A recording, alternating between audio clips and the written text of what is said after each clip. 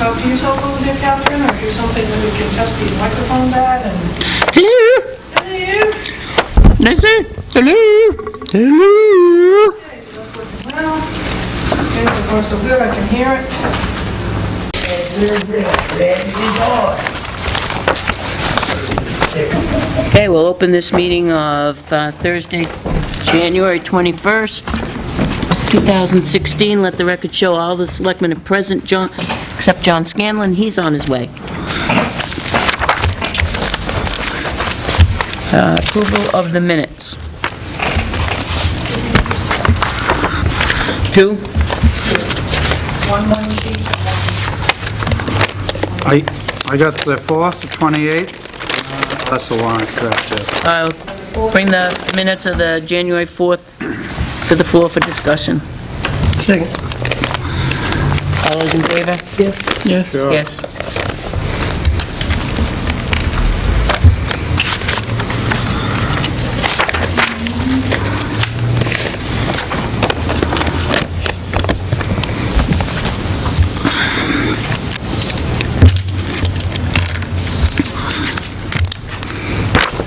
Make a motion, we accept the minutes as read. Discussion? All those in favor? Aye. Aye. Make a motion to bring the minutes of December 28th to the floor for discussion. Second.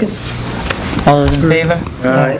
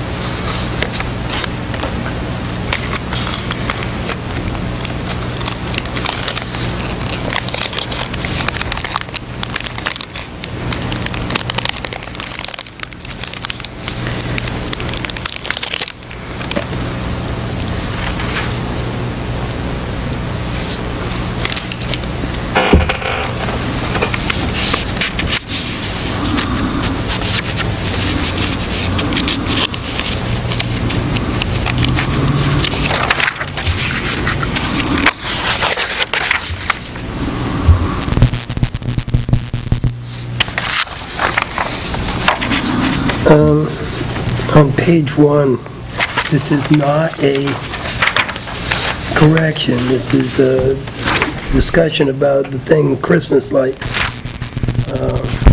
I got a thing from some company that sells Christmas decorations and what have you. The stuff that they were selling on sale were things like waving Santas and like fake trees and stuff like that, like giant municipal fake trees. Nothing that we could use, and I went on their website and their stuff is more expensive than Lowe's, Home Depot, and Walmart right out of the gate, and it wasn't on sale, so just so as you guys know.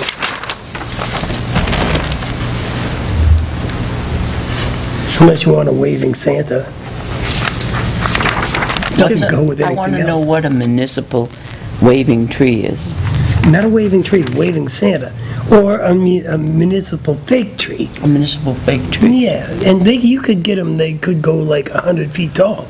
They're a scaffolding type thing, and you wrap the stuff around them, and you can make it. You could get like a 40-foot one, and then the next year you could add on. But they're like thousands of dollars for them. I like our own one. I Oh, like no, our real one. Yeah, I'm not a fake tree guy. On page 3, Johnny continued updating the board on, take out the, huh? On the his. On the his, made me read it twice.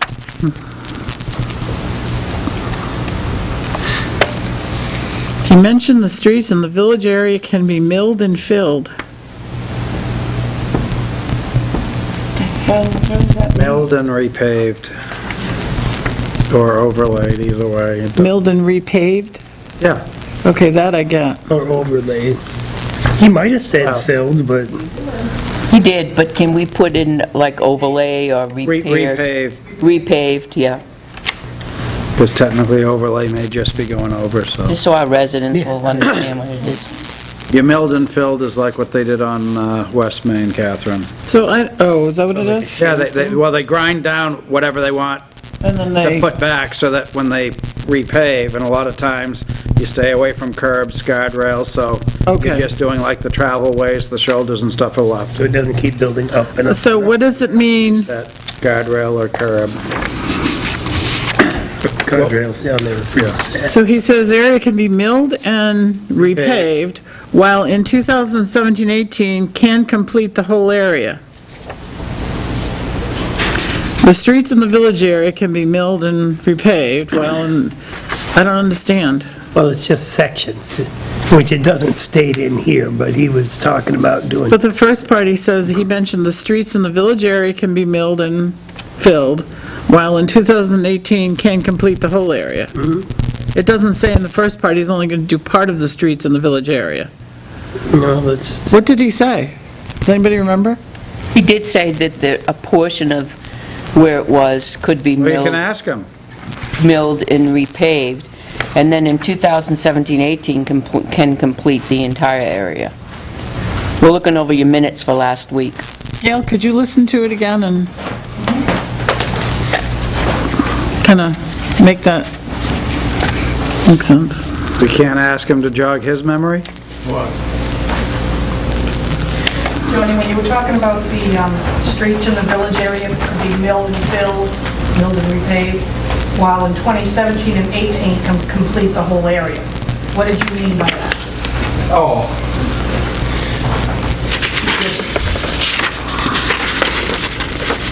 It actually might take a little bit longer than that, as far as planning out the process and how much money we're willing to put into CIP fund, or capital reserve. It doesn't talk about the capital reserve. We can go a lot further with a mill and fill. But what did you mean by the streets in the village area can be milled and repaved, while in 2017-18 can complete the whole area? What they're saying was, it probably might take another year beyond that, but, I mean, all these streets in the village area, You could complete, we could complete. okay. As opposed to trying to reclaim and repave. And the mill and fill goes a lot quicker, and it's a lot faster. You're not disturbing as many driveways and all those things. It's just a quicker, easier, and usually a little bit cheaper process. And But is it a better process? How long will the roads last? It can be, depending on what you've seen. It can be a better process because you're not disturbing Okay. what's underneath. But if the road base is too far gone, then it's not necessarily a better process. It still doesn't really clarify this statement. So are you saying that, just talking about the statement in the minutes, that basically this project would start in 2016 and end in 2018? 17. Well, it says 2017/18. Oh, okay. So is really that what it's saying? That's what I'm saying, but I think Okay. as I look at it more and do more numbers, that's why the thing's alive and they. Now, this is about what was discussed that night, Yeah. Right. not what we might change it to. Okay, yeah, so that's what I was saying. Okay, Gail, could you make that sentence say that somehow we'd start the project in 2016 for the streets in the village area, and that they'd be completed by 2017/18? if we use the mill and fill process. But yeah, but that's what it says. Okay. Got it? Great. Thank you, Gail. All right. We're on the minutes, John.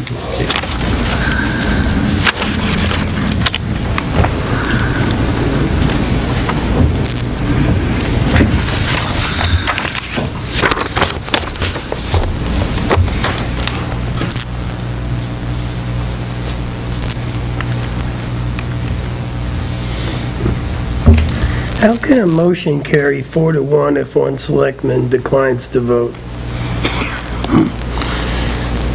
Then it should be 401, Or technically. carried 4-0 with Selectman Dawson. Well, 401. 4 right. voted, 0 were no, and 1 was abstained or present, or whatever you want to call it. Decline. Decline, I didn't No, no, abstain. present. Like your, decline. like your leader. Right. And so So I it's- get it, so it's it wouldn't really be 4-1. No, it's usually, it should be 4-0-1. Okay. So noted, right? Where are you looking? The bottom of page 2. 4 to 1. Selectman Dawson, motion carried right at the last couple sentences. 401? Right.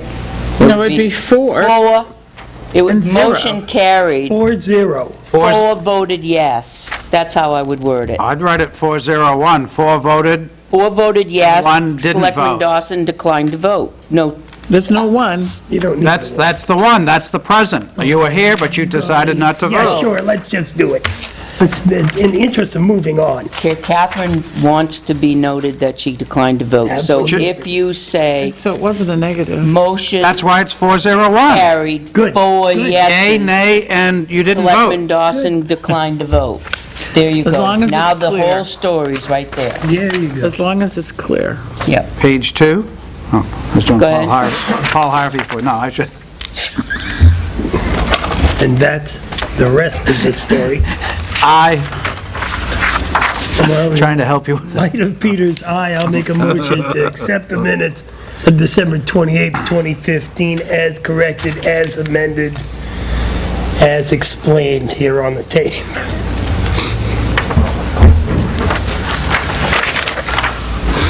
I'll second that. All those in favor? Yes? I do have something I want to bring up, though, on this. The island trees, did we do anything about that at all? Have the RFPs been mailed out? No, because you said to give the Northfield Selectmen a chance to talk about it. And I spoke with Glenn, and I told him what we were doing, and he said, Andy, you guys spoke, Yeah. and Andy hadn't spoken with them yet, but that the selectmen, his feeling that the selectmen wanted to go ahead and send out the RFPs, go ahead and send out the RFPs. Okay. This was just yesterday. Okay, so you can bring it up in your, Yeah. okay, got it. All right, moving on. So we can Thank send you. them out. Okay, good. That was just a question. All right. Next. Johnny.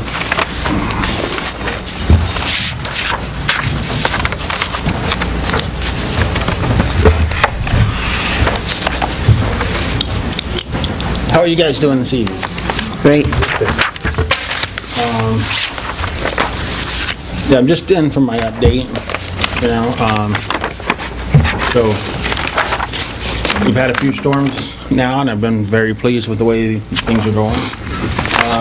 Salt usage has been really good. We maybe used between 2 to 3 loads of salt all year so far. So, I look at the roads, our roads versus the state roads in other towns, and ours don't seem quite as white as theirs afterwards. We did start filling the skating rink today. It was leaking pretty heavily, but I think that we can get it filled by next week. We're just gonna have to do it in layers to try to... Yeah, I tried about a month ago and ran it for 18 hours, and I don't know if I had 500 gallons in the rink, the rest was all around it. Yeah, so Why is it leaking? I think that... The liner's shredded. Oh, it is? Well, you got spots where early years they walked on it with skates and all, and it's been torn moving around, and We should think it's about too getting a big new to actually really work it, but since the Parks Chair is adamant against cutting it into usable pieces, Yeah, it'd be nice if it was 2 pieces, because you can, I'd say 2 pieces and get some Gorilla Tape and you call can it good. fold it, put it down, Looks like and we the have chair tape of the for it. Parks Commission only has 1 vote, doesn't he? Gee. Maybe we should think of getting a new liner for next year. I think that might be wise, because there's also been some miles... Or couldn't we just use 6 mil poly? Huh? You think 6, we could just buy poly. Yeah, 10 mil? what's that, 6 or 8, or, I That's forget what bigger that than is. 6, it's probably, wouldn't you think it's 10 mil? Could be. It's not 6. Before next year, we can always shop and look and get samples and Age here. get you guys. Well, actually, if you throw that one underneath it, you could probably then throw something over. Oh, that's a good idea. Something not as thick also. I still hate lugging it around. I'm with you. I'm with you, cutting it into manageable Not skatable pieces. now. Okay. It's not skatable now, No, right? no, like I said, we filled, it was about a third of it was filled up today, because it's not totally level. And what we're gonna do is let it set for the night, we'll obviously lose some, and we're gonna go down again tomorrow and try to fill on top of whatever froze. He doesn't think it's level, Catherine. He should have been there the first year. No, I'm just talking about it's not So- like as level as a table here. So, is that, if you go and you fill it up tomorrow and it snows tomorrow night, won't that have an adverse effect on the surface of the ice? What storm are you Well, talking it's- about? We're supposed to get a dusting of snow. You snow blow it. That's what we If you did. had to, you could snow blow it, but it won't be filled up totally, I don't think, in one day. I think by next week, we might be able to finish it off. But even still, You add a layer to you it. can add a little more water. If to- snow falls on top of wet and then it freezes, it's not that great for skating. Honeycombs. That's what I'm saying. That's all I'm saying. If it's only a dusting, when you put the water on, the water's warm enough that it melts any of the snow. It's when you've got inches. Because you can snow blow it and you'll have little spots of snow left and the water will take care of it. We have a Zamboni. Okay. Yeah, we're working on that, just giving you the update on it. So moving on, and the skating rink is, we have something to look forward to next year. We need to figure out a way next year that we get it set up either with good poly or another liner, and work on it earlier to get it set up so that kids can use it. Because now, here it is, almost the end of January, and it's still not usable. Well, I tried before Christmas and 18 hours and maybe 500 gallons on it. I wasn't going to waste any more time till it got cold. That was part of the thing, it was so warm this year. I'm not pointing any fingers, I'm just saying, going forward as a team, that we really, if we want to get the kids up there and working, and playing on it, we should start this process. True. And I do suggest that if we get it going and operational, that we should put up some kind of a sign or something, because that driveway's kind of hard to see, and I don't know if everybody knows about it. Maybe if people are driving by and see, hey, this is just, I don't want to go through all this and have nobody use it. Okay. So, we'll come up with that. I ordered sweatshirts for the crew. I ordered them through Fox Imaging here, and very good price. It was going to be between 250 and 500, 250 and 300 total for 2 shirts apiece with the town of Tilton logo on the back that says Department of Public Works around it.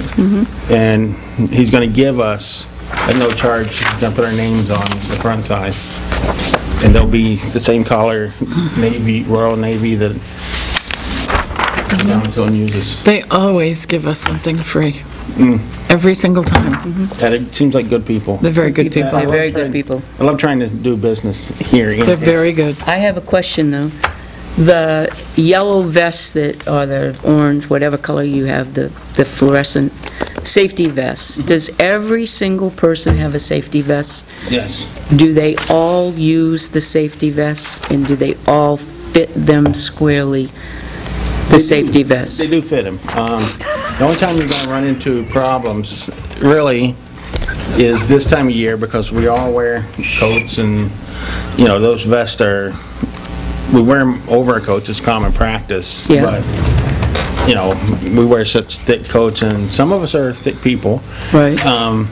It's hard to find a vest that would fit all the way closed in the front. It's really not as hard as you think it is. I can find them, I'm sure. I would have to Right. pay extra money. No, they're online. Because we're already wearing like the 5X, 4 or 5Xs. I can look for bigger ones to go over, or there's always Look up jackets and- Global Industries. Yeah, I set up an account with them already. Okay. I can look into what they have. Yep. Because we didn't have an account with them before, but when I was looking into the pressure washer, they were one of the ones that I looked up for quotes I and went, stuff. when we were removing snow, there was one of the employees that looked like they didn't have a vest that was on, and then when I looked closely, the vest was on, but it wasn't really squarely on. So, we really need to have that. I mean, safety is our priority among, it is the top priority. This is true. And So- that's one of the things we're trying to do is make it safe for everybody else, so we That's can't right. do that unless we're safe. Exactly. So that was a notice. All right, next. The truck, I sent you guys an email this week that, what was going on the tread, I think Peter asked me about the tread. The tread is decent, it's okay, it's not the best, it's above the wear bars and stuff. The problem is, I had the same problem in the past with a 550 Ford. They come with tires, and unless you specify a different kind or brand, they're all like more of a straight tread all the way around, and in the middle, they're kind of grouped tight. They're not really aggressive. Summer tires. Yeah. But they work fine the first year or two or whatever when you're using them. But then once they get a little bit of wear on them, they become very slick. And when I was driving the truck and I'm coming down to a stop sign with the plow down, you put your foot on the brake and it still wants to slide down to the stop. When you go to make your turns, your right-hand turns, it wants to go straight. It was just too slick. So we already had 4 tires upstairs. Are they winter tires, or? I think they're probably all season. Oh, the ones we bought. No, the ones we bought are definitely aggressive winter tires. They're the same ones. So a standard winter, which is going to be a softer rubber to grip in the winter, they'll wear more in the summer if we don't have a backup. Switch them over. But We switch them over. Because what I was saying about these particular tires, my plan is I can do it 2 ways. I can either have the ones that are on there, which I don't recommend this way, taken off of the rim and put the other tires back on. A couple of reasons. One, I think if they last long enough, you're going to get right into the price of buying rims. Anyway, the rims are about $195 a piece, so they don't give them away, but you're looking at about $250 or so to swap them for labor charges and stuff. So if we bought $250 a tire to mount and balance? No, that's full for the whole Oh, job. for all 4, okay. Yeah. All 6. There's 6 on it. Well, in 4 years, we've bought the rims anyway, but we wouldn't have the rims if we did it that way. So this way, to get the most use out of the tires that came with it, if we bought rims eventually, we don't have to buy them today, we can have them mounted, and this way we can just swap them out when the springtime comes, because you're actually going to do the swap over twice a year, spring and then fall. So, do we have to go new rims? You can't get any from junkyards off? I can check and look for other Talk with prices. Chuck Drew. He's tapped into all of the auto salvage Right. places. He might get some. Yeah, because, I'm not great opposed to that. I was just a great giving you an idea. update on where we're at with that. So typically, I would have liked to have sent a notice and came up and asked for permission before I go over to 500. In this particular case, a lot of things like sand salt or emergency situations, I don't ask, but this was kind of iffy, borderline. I didn't want to take a chance at the time. I thought the nor'easter was still coming in this weekend, and I didn't want to wait too late. Snowmageddon. Did you already do it? Already did it, it's done. Done. We had 4 tires already, so that was a bonus. Dennis, I think over the years, has been buying them when he saw sales. Yep. So he had 4 up there already, all we had to buy was the 2 and get them mounted. So that was good. So, other than the fact they're not a snow tire. I'll have to look, they're a very aggressive tire. I bought the same ones in Samberton, they're, I'm just, yeah. because I know when I switched from an all-season to the Firestone Winter Storm, when I was, my plow truck, there was a big, I could feel Oh, yeah. pushing banks up, it gripped. Yeah, because these particular tires, I've used them in the past, and same thing, they grip hard, and they're very deep tread, Okay, yeah, so. yeah, they channel it. Okay. So I just wanted to let you guys know that, and in the future, if something like that comes up, I will always try to notify everybody so that you're not as surprised. I think it's agreed if it's a safety issue, then that's going to be the choice that you make. It's hard to send out an email to us and expect a decision from us because we can't not give you a decision via email. Right, no, I was not expecting a decision. That was a FYI for your information thing, so I like keeping you up to date on all the things. And that's fine, just put FYI on the top and we won't respond. Okay. It's like you wanted a decision. I make no promises. All right, okay. And other than that, I guess we were at our staff meeting and we were talking about the signs for the budget hearing next week. Yes. We want to put up the signs. Yep. But there was a question of, do we only want to put up this one sign, or do we need to make another sign or two? Two, so that you can see it this way and that way, right? Now, somebody asked at the meeting, I don't remember who, if we should put one in down on the western part of town. Oh. And one up in Winnisquam in the eastern part, because we discussed, I think Joyce thought of it, we still own what used to be Route 3. Then it's the highway, so the piece of land in between the new road and the old road would be ours. Well, shared with the state, but we could put one up there in the So median. you're talking almost to the lights by the bridge? Winnisquam, yeah. By the logical connection. We actually That way, own that everybody strip. coming into town that's a resident, Would unless roll. they came by 140. There, you're heading the wrong. I'm okay with that, as long as they'll make them.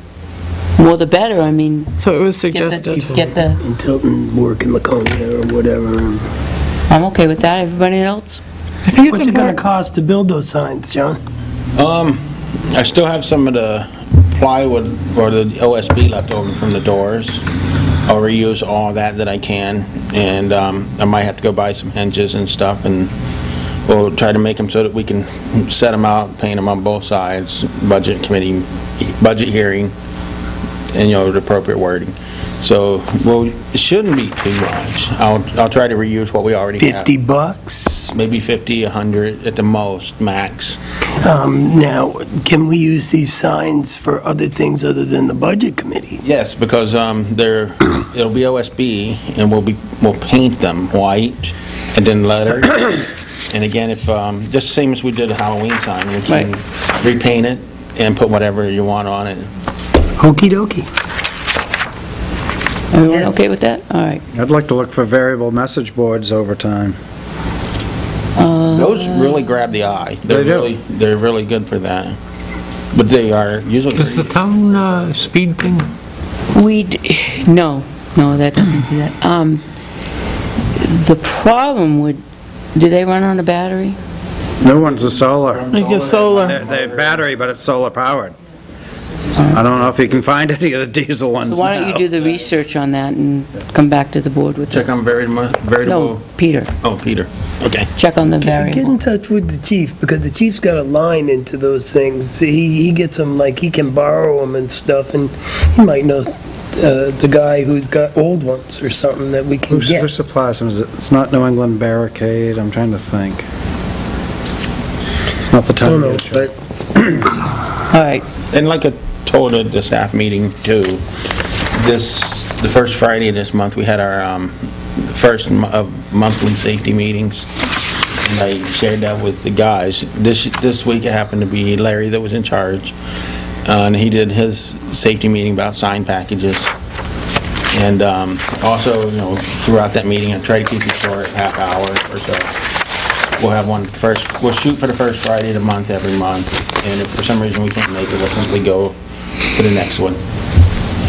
One of the things that came out of that was our cones are getting pretty ratty and hard to see, they're just used up.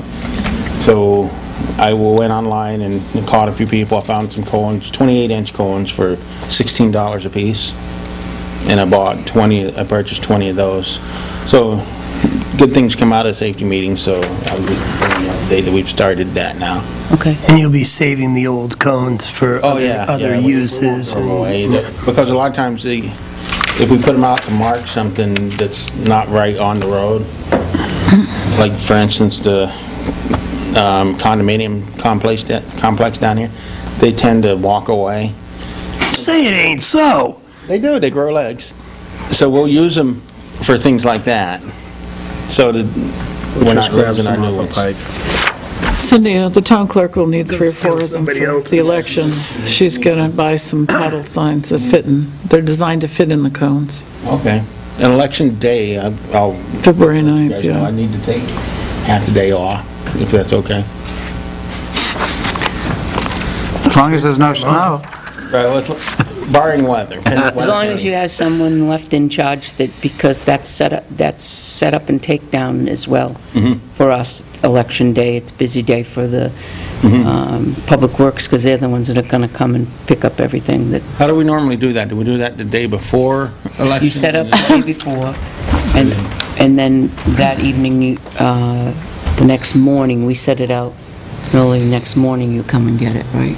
Yeah, that'll be no We problem. break it down the night of. Right. We break down as much as we can, don't we usually take the booths down, but we break some stuff down if you leave us the containers. And And we have- then you guys need to pick it up first thing in the morning. And where do you have your voting at The the gymnasium at the high Gymnasium at the high high school. school? Okay. And the day before, the 8th, when we set up, even if it snows, Public Works will have to help. Yeah. All hands We'll on have to deck. participate in that. We have to have a polling place set up, Yeah, we can do that. whether we get a 2-foot Joyce, what time- nor'easter or a 10-foot nor'easter. What time can we get into the gymnasium the day before voting? I don't think we've heard yet, have we? Pardon me? We haven't heard back from them, have we? I thought we had. What time? He's, 2:30. He was gonna try to make it Grab all noon. your voting swag and When we meet us met over with there at Rob. the gymnasium at 2:30. We can do that. All hands. Ryan? All hands. My note said 2:30, right? that was before we met with him though, right?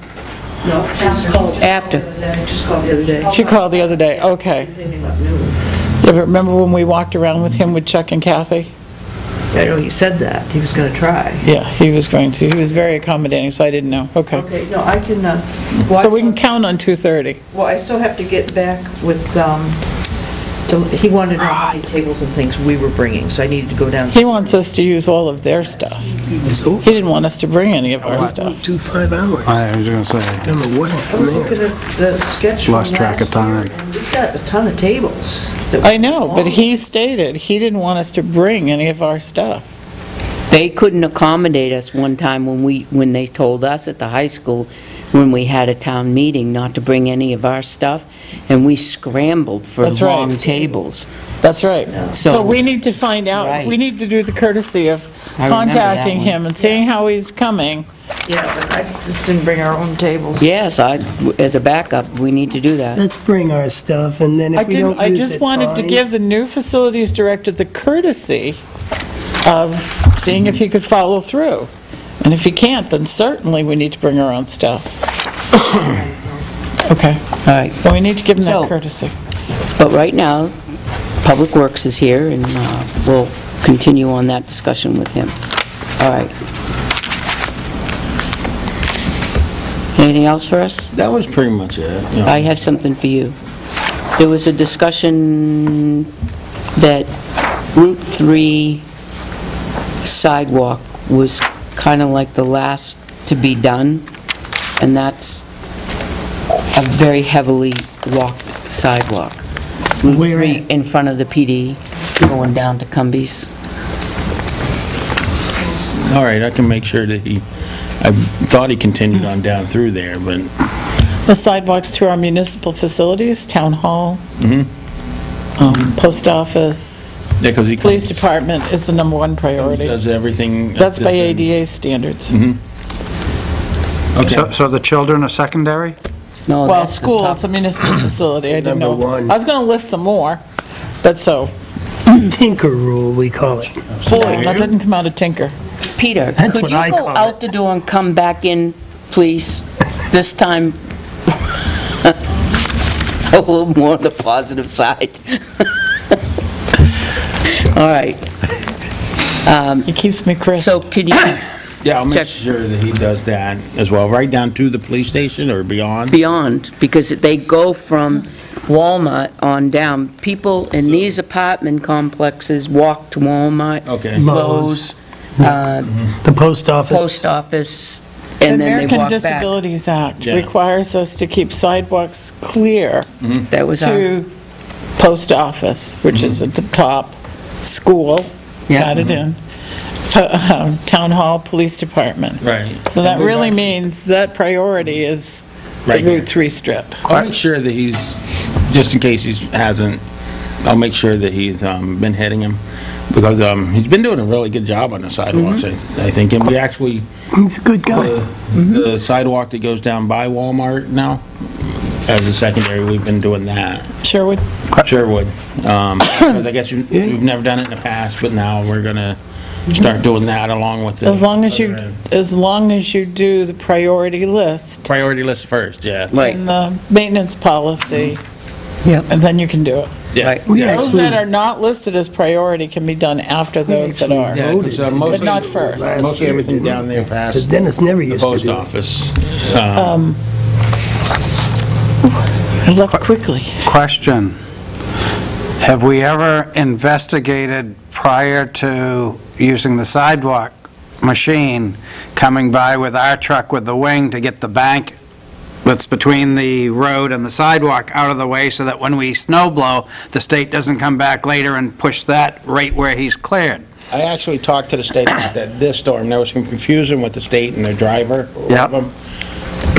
I actually called them up after the storm, and there was a suggestion by Bob Nichols, who was running the snow machine, that we could get them to push it up onto the curb while he's down there with the machine, then we could snow blow it away. Right. But I've talked to them since I've been here. They really can't. They can push it up on the curb. I mean, but you can't clean it off the curb.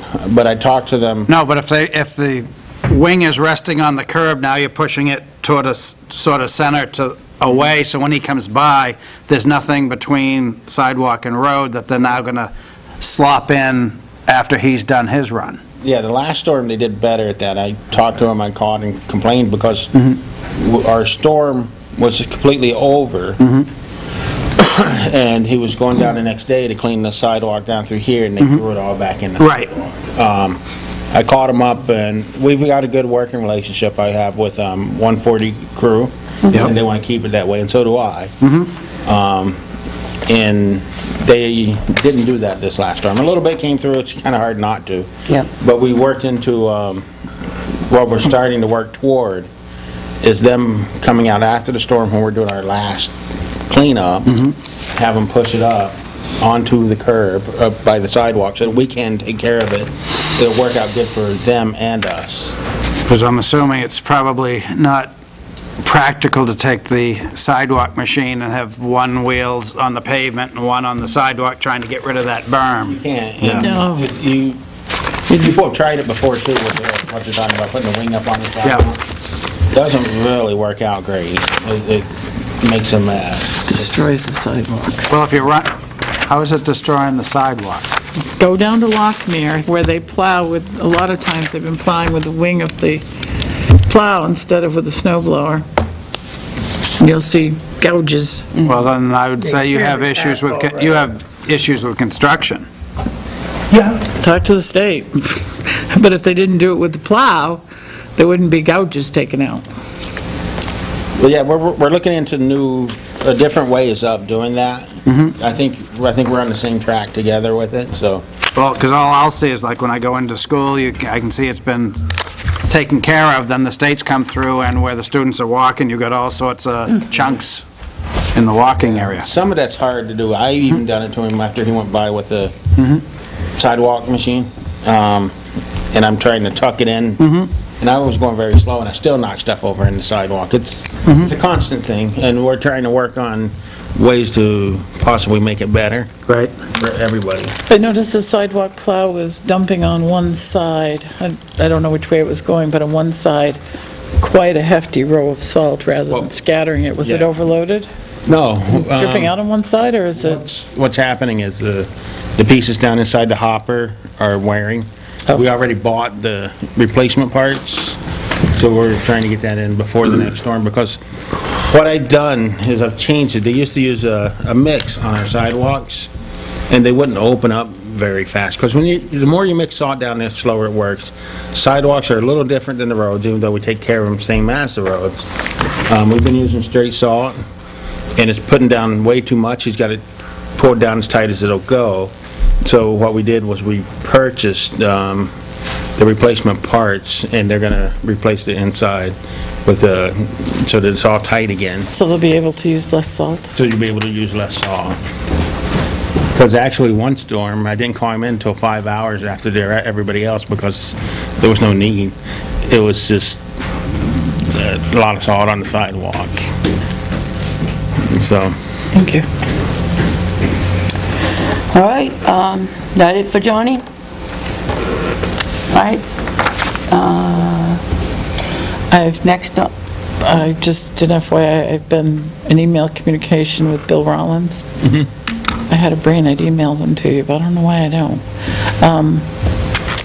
He got back to me from the last time I told you, saying that it was his understanding in dealing with the previous Public Works Director that the culvert down by Deer Street was put in by the condominium complex. I don't know if I've told you this already, No. but the blueprints that I have shown We did talk that it about was, that. did we, that it was in there well before. I mean, I can go back to 1927.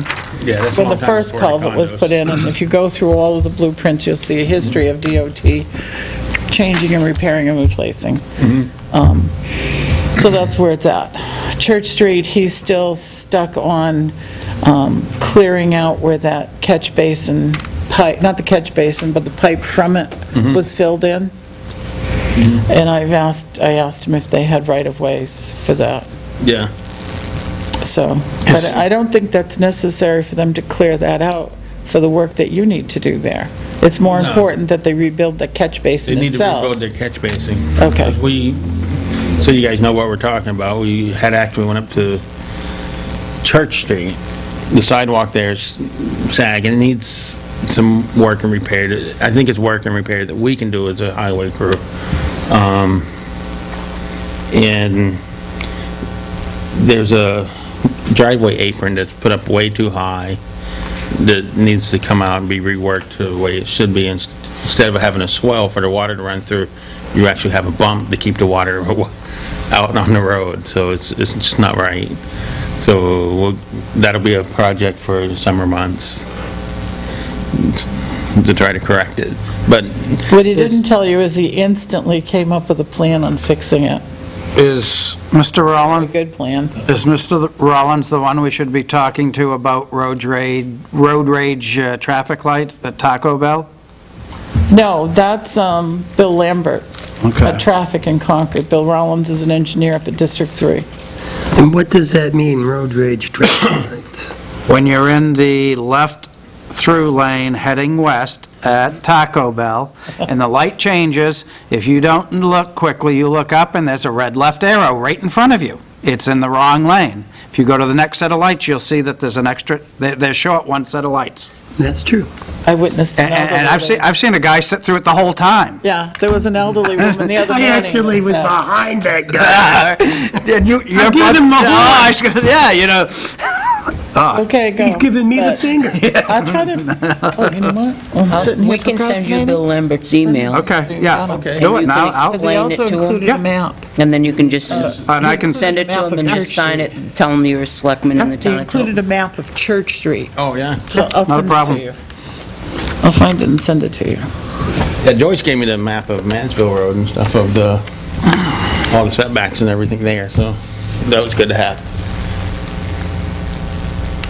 All right. Next thing on our list is the trash ordinance. Are you sticking by us to do that, or? Me? Yep. I can if you want. Yeah. The only comment I got was from John. And I think I know where you want to put that. Yeah, I think when it describes the cleanliness of the, that there shouldn't be liquids and residual garbage, I think that's... The can or cans shall be kept safe, properly maintained, and in a clean condition, free of accumulated waste products, including liquids, somewhere in that sentence? And I didn't know how you want to word it, was objectionable odors or... Whatever you want. Or, you can't say odor-free because it might smell nice. Good point. Could be lemon fresh. It's garbage. Does everybody think could be lemon objectionable fresh. odors, or? Yeah. I think that's subjective and it's going to be really hard to enforce. How about putrescible odors? Putrescible? Decibel? Is that garbage odors? I don't know. I love that To a word. garbage guy, that might be, heaven. I doubt it, but it might be. How are we going to enforce that? That's the thing that kills me. I don't disagree. Yeah. Recycle bins shall be put out every other week on the designated day. It's funny, I see them out usually the night before. Well, it says designated day a couple places. Can we start at the beginning and then just go Yeah. through this? What is this, the ordinance or the Yes. contract? This is the Trash new collecting ordinance. ordinance. New ordinance. I thought we were talking fireworks. I got excited. Does your ordinance say anything about private roads? No. Because does the contract say anything about private roads? They only balk if they can't get their vehicle maneuvering on it. Because I know the new guy, you guys met him, Mr. Moriarty. I guess in their contract, and I have to admit, I haven't read the contract yet. They don't have to go down private roads, and they're starting to enforce that. They've started with, Up in Lockmere, No, Murphy Winnisquam. Lane, Murphy Lane. Murphy Lane. The one to the That right. one was more, I think, a maneuvering. And- You go into my neighborhood and the truck can just loop right around. It's, Been through there, so, I don't know, yeah. but they're starting to turn people down and say they're not gonna come down those roads, and I don't really see a way to enforce it if it's in the contract that they don't have to come down those roads. Well, the contract is being negotiated now, so we'll Might wanna negotiate definitely that. check and see what the language says. I can't find your email. And so long as it's not a maneuvering issue for the truck, then, If they can't get in and out, they can't get in and out. It's true.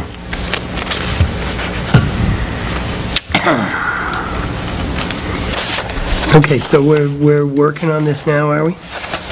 Yeah. Okay, page 2. Lifting handles. Tight-fitting cover with a lifting handle. A lot of garbage cans. What type of odors were we at? We're still on the odors, right? No, Oh, I thought we added the odors. How are we gonna word that? Bruce? I don't think they heard me when I asked them. Free of offensive odor. That's what you said. Unless there's a better word for, I think anything is going to be subjective. It's those who enforce it are the deciders of what is offensive and what's not. I mean, somebody throws a dead animal in the bottom of a garbage can and proceeds to keep using it with the dead animal dying in there, I think that's pretty offensive. Indeed. But if There's somebody threw a bunch of section- marigolds in there, There's a section, which I think are pretty horrible, but a lot of people like. there's a section in here that talks about keeping the cans clean. Would the smell part go in that section? Yep, that's what we just talked about. Go all down here. yeah. So does that mean if I set out a purple bag, I'm not in compliance? No, it doesn't mean that. Well, you were going Says through trash trash cans and, Didn't read the whole ordinance, I can tell. placement of collection states, I shall place the town of Tilton authorized trash bags. But if you choose to use a can, you're going to put so many regulations, I'm going to choose not to. Hey, this ordinance has been, what, a year now? Huh? This ordinance, we've been working on for a year. Okay, and we're working on it now. So you can change whatever you want in it. It's not my Well, it was like ordinance. with the one years ago where you said you couldn't put it out till 7 AM of the day, and you put in conditions that were never enforced. It's, Well, that's kind of what this one says, too. Catherine, Okay. where it says the designated, I'm looking at which page, John? page 2 down at the bottom. The designated curbside location for trash pickup and recycling disposal is the area located in front of the residence or establishment. Is that somewhere we can add in something, the effect of, like what Johnny said, it's a street that it's picked up on?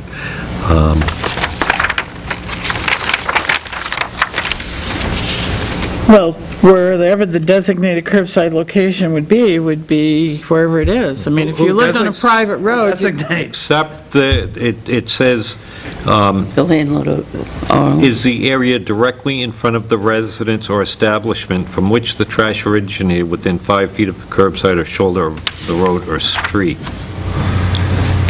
So it says it should be directly in front of the place, so if you're on No, a it's down here, road Joe. that's... Yeah, but I don't have that. Oh, I don't think I have the proper one. It's on this one, it's over here. So if you're on a road that they don't regularly pick up on, we should then it wouldn't be somehow word it. designated. I thought we had changed that for some reason last year. I can remember the same conversation, and I thought we had to put language in there, so I was looking beyond. But it says that the designated curbside pickup is directly in front of it. Right, so I was just we looking have at the to next undesignate page. it. So we could say, Can you make a copy of this? I've got an old one, I think. how about if we put on I don't have, other than private Actually, roads? she's working from the same one you are, Joe.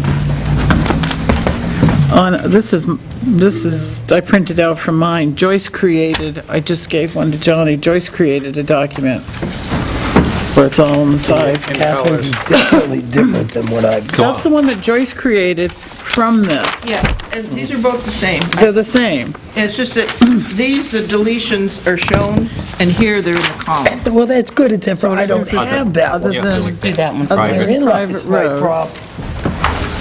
the designated, Unless it got sent to we'll add me. that. so I have a, Before the designated curbside. Hold on, let's all get on the same page. You're jumping from page 1 to page 2, back again, and then we're going back again. In order. Let's go from the beginning and down. If we have any errors or omissions, let's change it. So to add what was suggested by John, if we put other than private roads, comma, the designated curbside location for trash pickup, blah, blah, blah. And then if we put on private roads,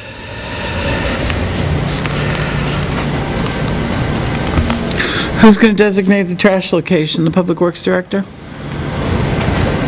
You can coordinate that with... Could be actually coordinated with Casella. Okay.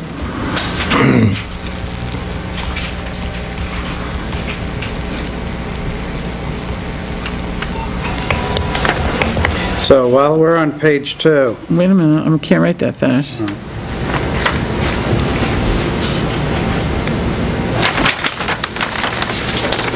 That's the old one. She's got them. PWD.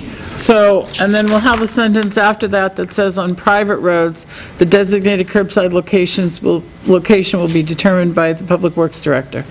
Right. Or, you said, Or his designee. or Or his designated, designee. What I'll do is, designated coordinator with Casella. Well, we don't have to tell them that. No, So because what's we might worked- not always use what's Casella. worked for 20 years may no longer work, is what you're saying. Okay, Joe, you have one? I was wondering about the handles. Where did this come What about the handles, and where is the handles? The can has to have a handle with a lid. So that would be page 2. A lid with a handle. Lid with a handle. Yep. If that's in the new and improved one, not all of them come like that. My can doesn't have a handle on the lid. I'm sure it has handles on the side of the lids. No, No? There is nothing to, how do you take the cover off if there's no handle? just pop your hand under the front part of it and go zip like that, and it goes flipping over. Oh, it's sort of like a, it's It's got a hinged. hinge. It's a It's hinged hinged. one. My good can Like the has a recycle- spring-loaded one. Those have a location. If you look at it close, you'll see there is a handle location.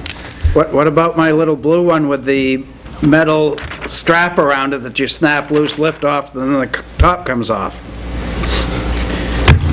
It's up to you I'm just guys. saying, cans have a lot of different types Right. of designs, that's all. Yeah. Not all of them have handles on the top of the lid. But I don't think it says top, does it? Yeah, a lid with a handle. Yeah. Shall have Have lifting lifting handles handles. and tight-fitting cover with a lifting handle. Yeah. Oh, okay, I was reading the other one. See, I'm See, This is the one that you guys changed through the years. Some of the changes don't show because they're so old. does that work? oh yeah, this is So with a better than what I lifting was reading over handle, there. Okay, I okay. think replaced. All right, so Joe's on the same I'm page with good, us I'm now. good, I got the Okay. same paper now. Okay. Anything else? Yeah, can I go? So, according to this, if my purple bag breaks and it's on the ground, I'm responsible for cleanup. But if I put it in a trash can and the animals get it and it's strewn, I guess I don't have to, because the way this is written is in unsecured cans, so if unsecured, to me, if you have any trash strewn, you should be responsible, however you put it out. Okay. Where are you reading? Last bullet, page 2.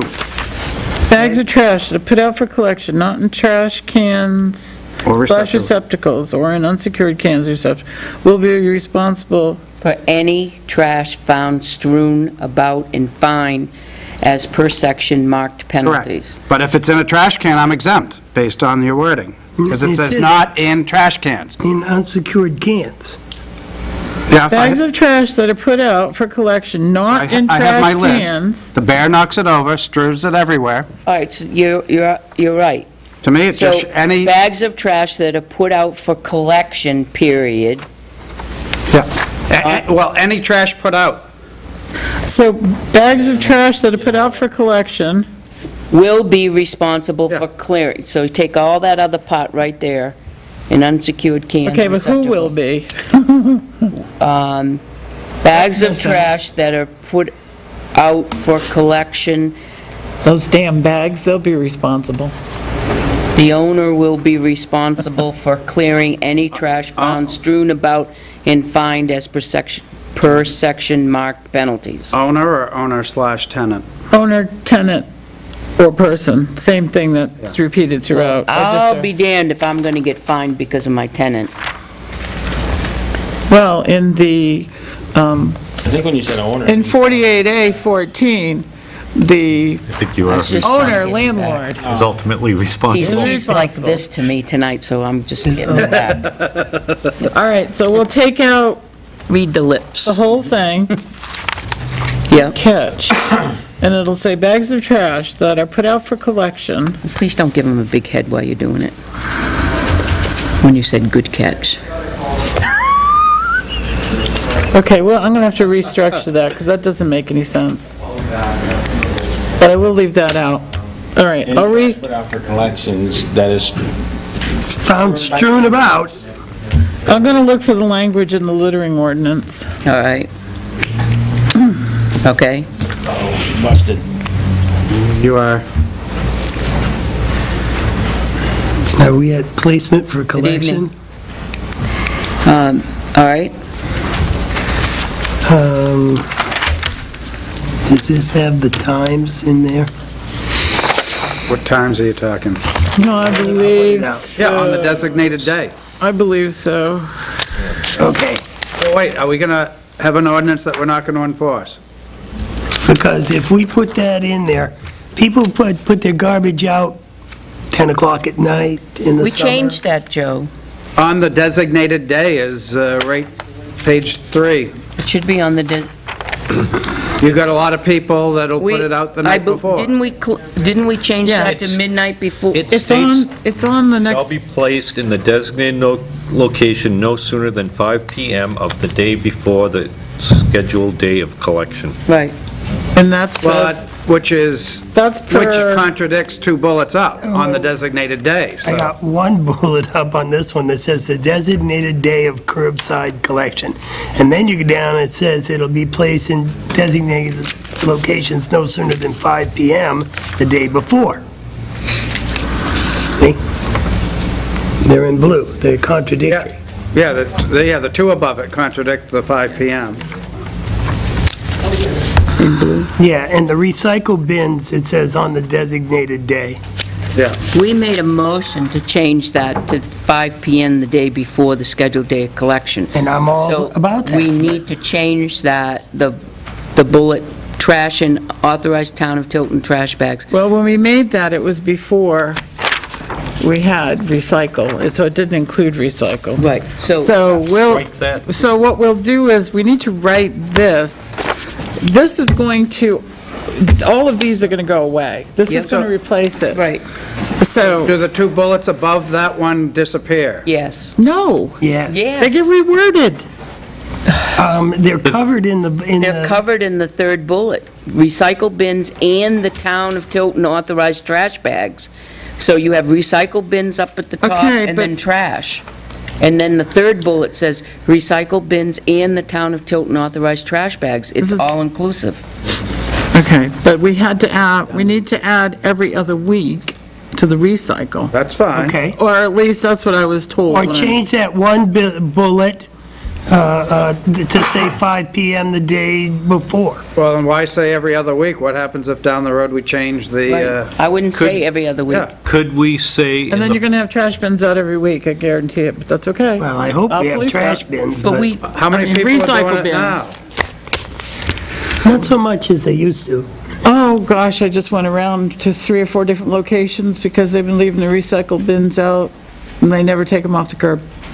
Yeah, that I don't, happens. but I'm on a private road. That you happens can, lots of times. you can leave the bullet that says recycle bins shall be put out every other week on the, for pickup on, no, in designated locations no sooner than 5 PM the day before the scheduled day of collection. Right, it's got to be Simple. reworded. Just- But you do Or not have, combined with you this. do not have to put out the trash and authorized. Just, do you see where we are, Joyce, on the top of the page here? As long It as they says, don't it starts contradict. out with recycle bins shall be put out every other week on the designated day for curbside pickup. Yes. You have to write that, Collection. you have to, no, you have to say, in designated locations no sooner than 5 PM the day before the scheduled day of collection. See the 3rd bullet down? Well, I'm at the 4th bullet says that. It says recycle bins. I've got it, we can go on, I've got it, Right. Okay. I've got it. That's what, all of those, the 2 above it have to say that. They have to be corrected to say You that. just don't have the one we're working on. Can't we just That get rid top of, yellow bullet, I'll fix make it, those 3 into 1? I'll fix, yes, thank you, that's what I said. Good. Let's move on, I'll fix that. We're not going to approve this tonight, I'm going to make these changes and send them all to you. Well, the littering ordinance allows me to, How many months are we going to drag this on? well, all of them. Till you retire. we'll keep at it every week, that way we won't That's years. let months go between it. Okay, Some voted anything out, else? That's years. Anybody find anything else? This is good, this is good stuff. I've reworded the penalties so it was less cumbersome, and it followed our other ordinances with the same violation and penalty. Right. Those cucumbers. There was one, I have to see if it's in this one, because the one I was... Okay, first page. How about that?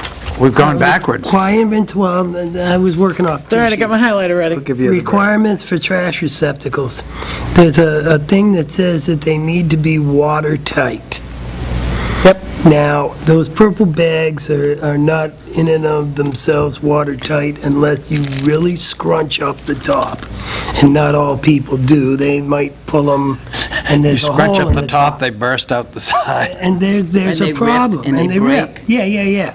So it says that they have to be watertight, but those bags really, realistically aren't necessarily watertight.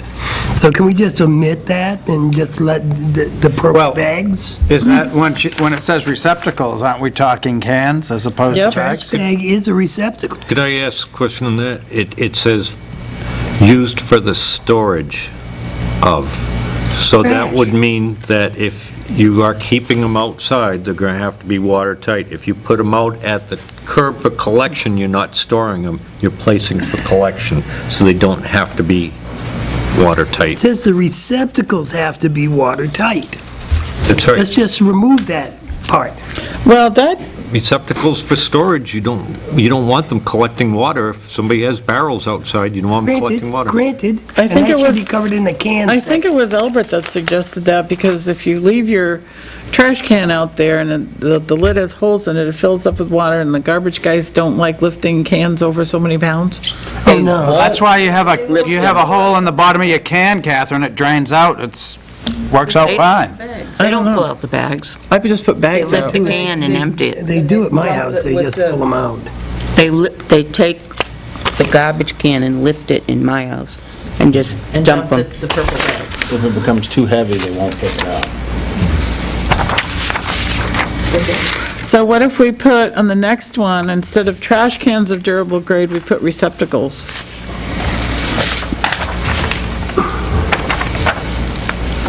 The next one, Here, top of the page. Top of the second page. I've got designated location. Oh.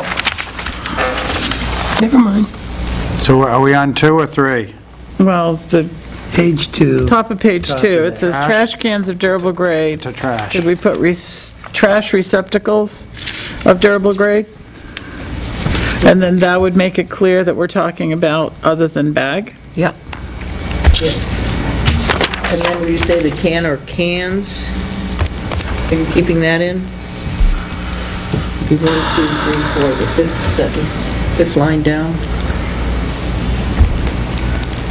No, we should change it to that. If Well, we're when you changing that Change can. it to the trash receptacle. So when you say 33 gallons, what are the trash cans that are similar to our big recycle bins? 33 gallons. Those are 33? 30 gallons. Our big ones are 30? 30 gallons. That makes sense. So change all the cans to No, receptacles. the big recycle bins. 96 gallons. The big ones, yeah, they're 96. So they sell those at Receptacle anywhere around. Yep.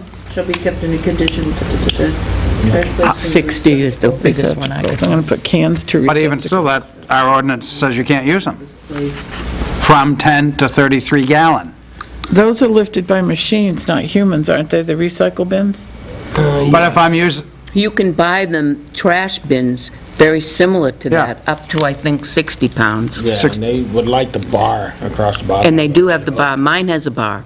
As long as they're not over 50 pounds, it shouldn't make any difference how big the can is.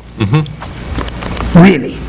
Mine's long a as the total 60-pound weight- container. Okay. but our ordinance is restricting it. Well, we're So we talking leave about that out, suitable material, cross off that.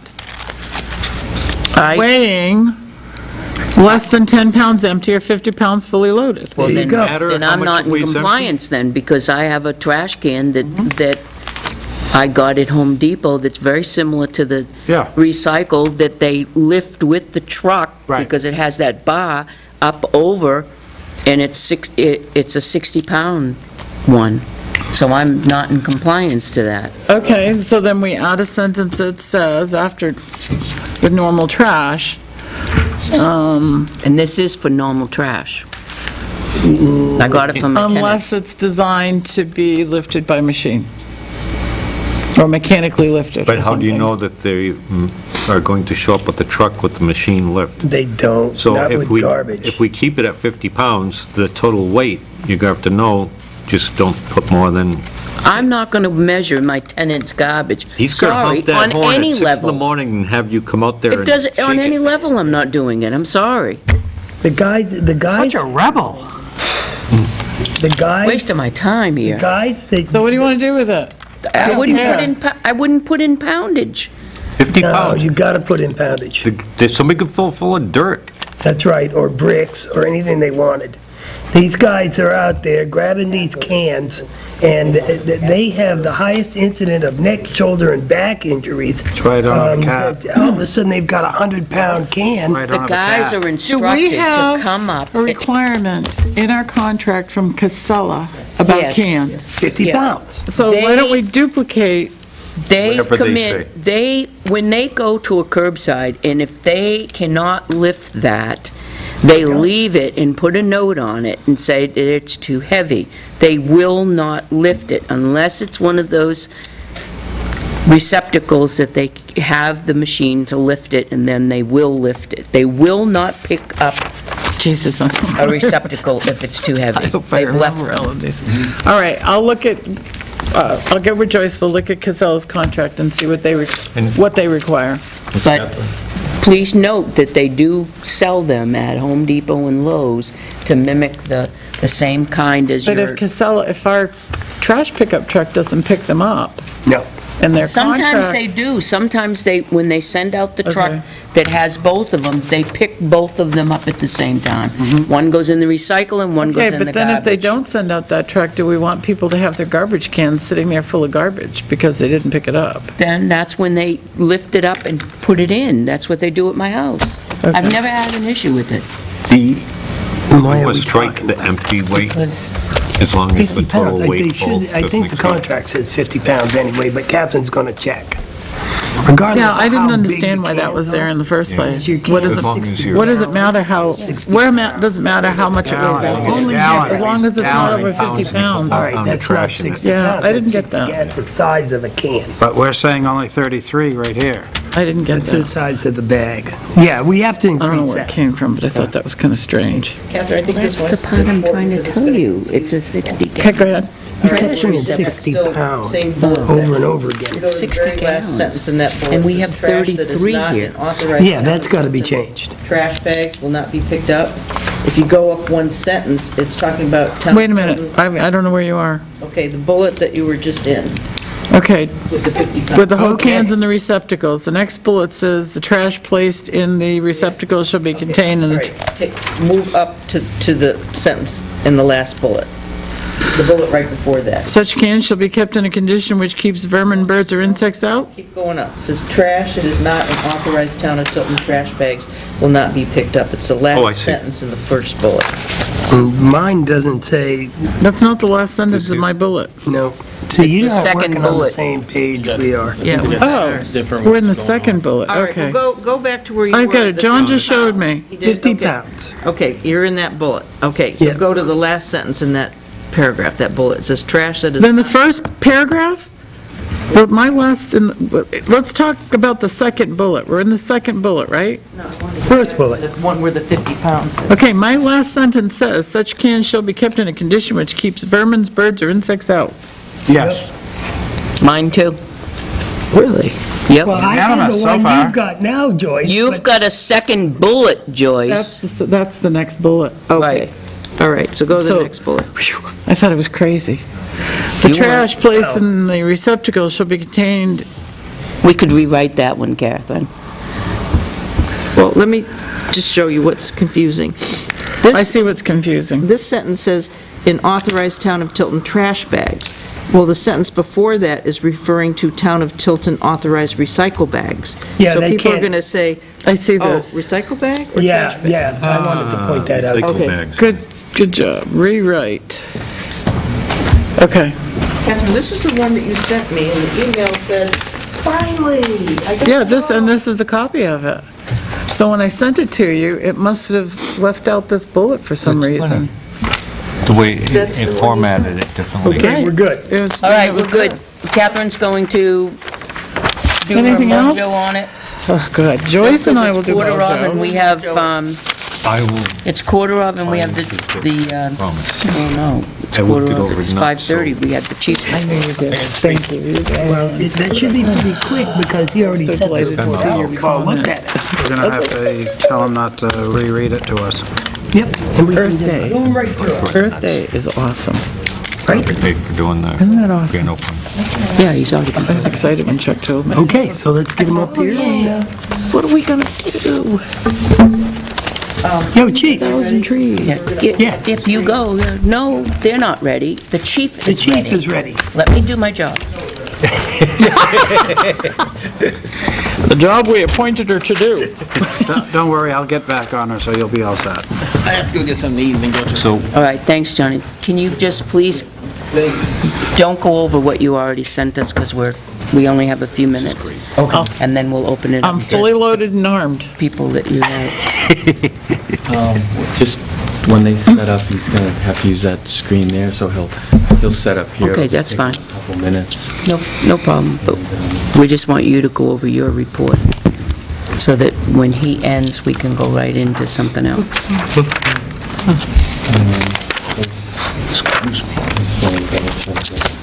Did anything occur after what you sent out?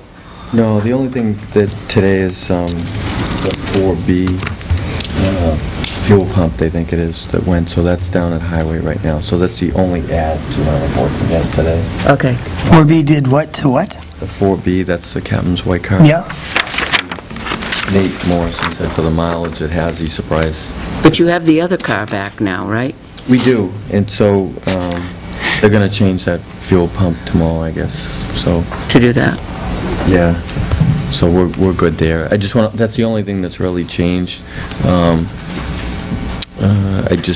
I met with detectives before I came down here, and they're working on a couple of cases. They're busy. Matter of fact, Brian's gonna come down for this presentation.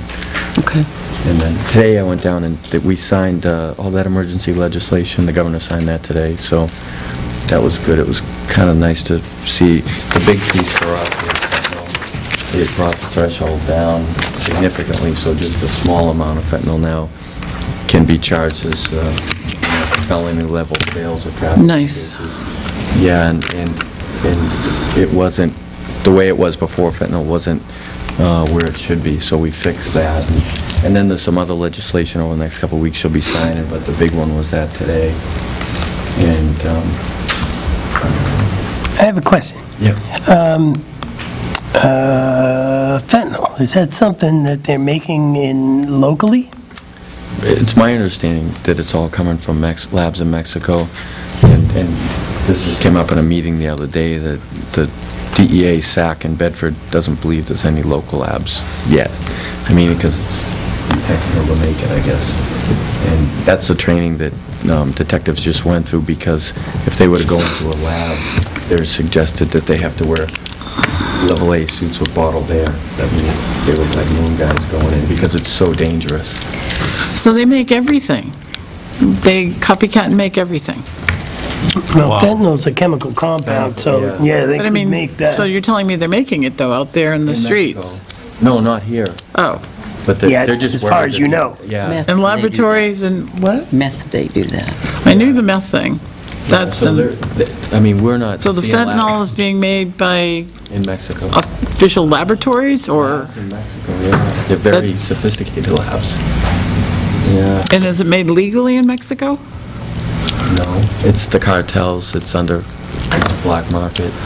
So, and that's really what's killing everyone, it's not the I knew that. fentanyl. Wow. Now it started out as heroin laced with fentanyl, now it's fentanyl laced with heroin. It's the opposite in most of the bags we're seeing, so that's due to all fentanyl, so.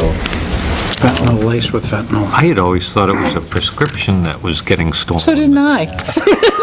I'm glad I'm not alone. I wasn't going to say that out It loud. started out that way. That's what I That- thought. I mean, really, that's I was it. blaming I mean, the he's gonna doctors. take 5 or 10 minutes. But I have a couple of things that I want to bring up to you as a chief.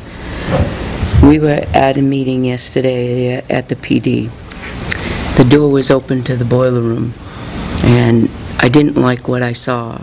In the past, we have been, we got cited many, many times for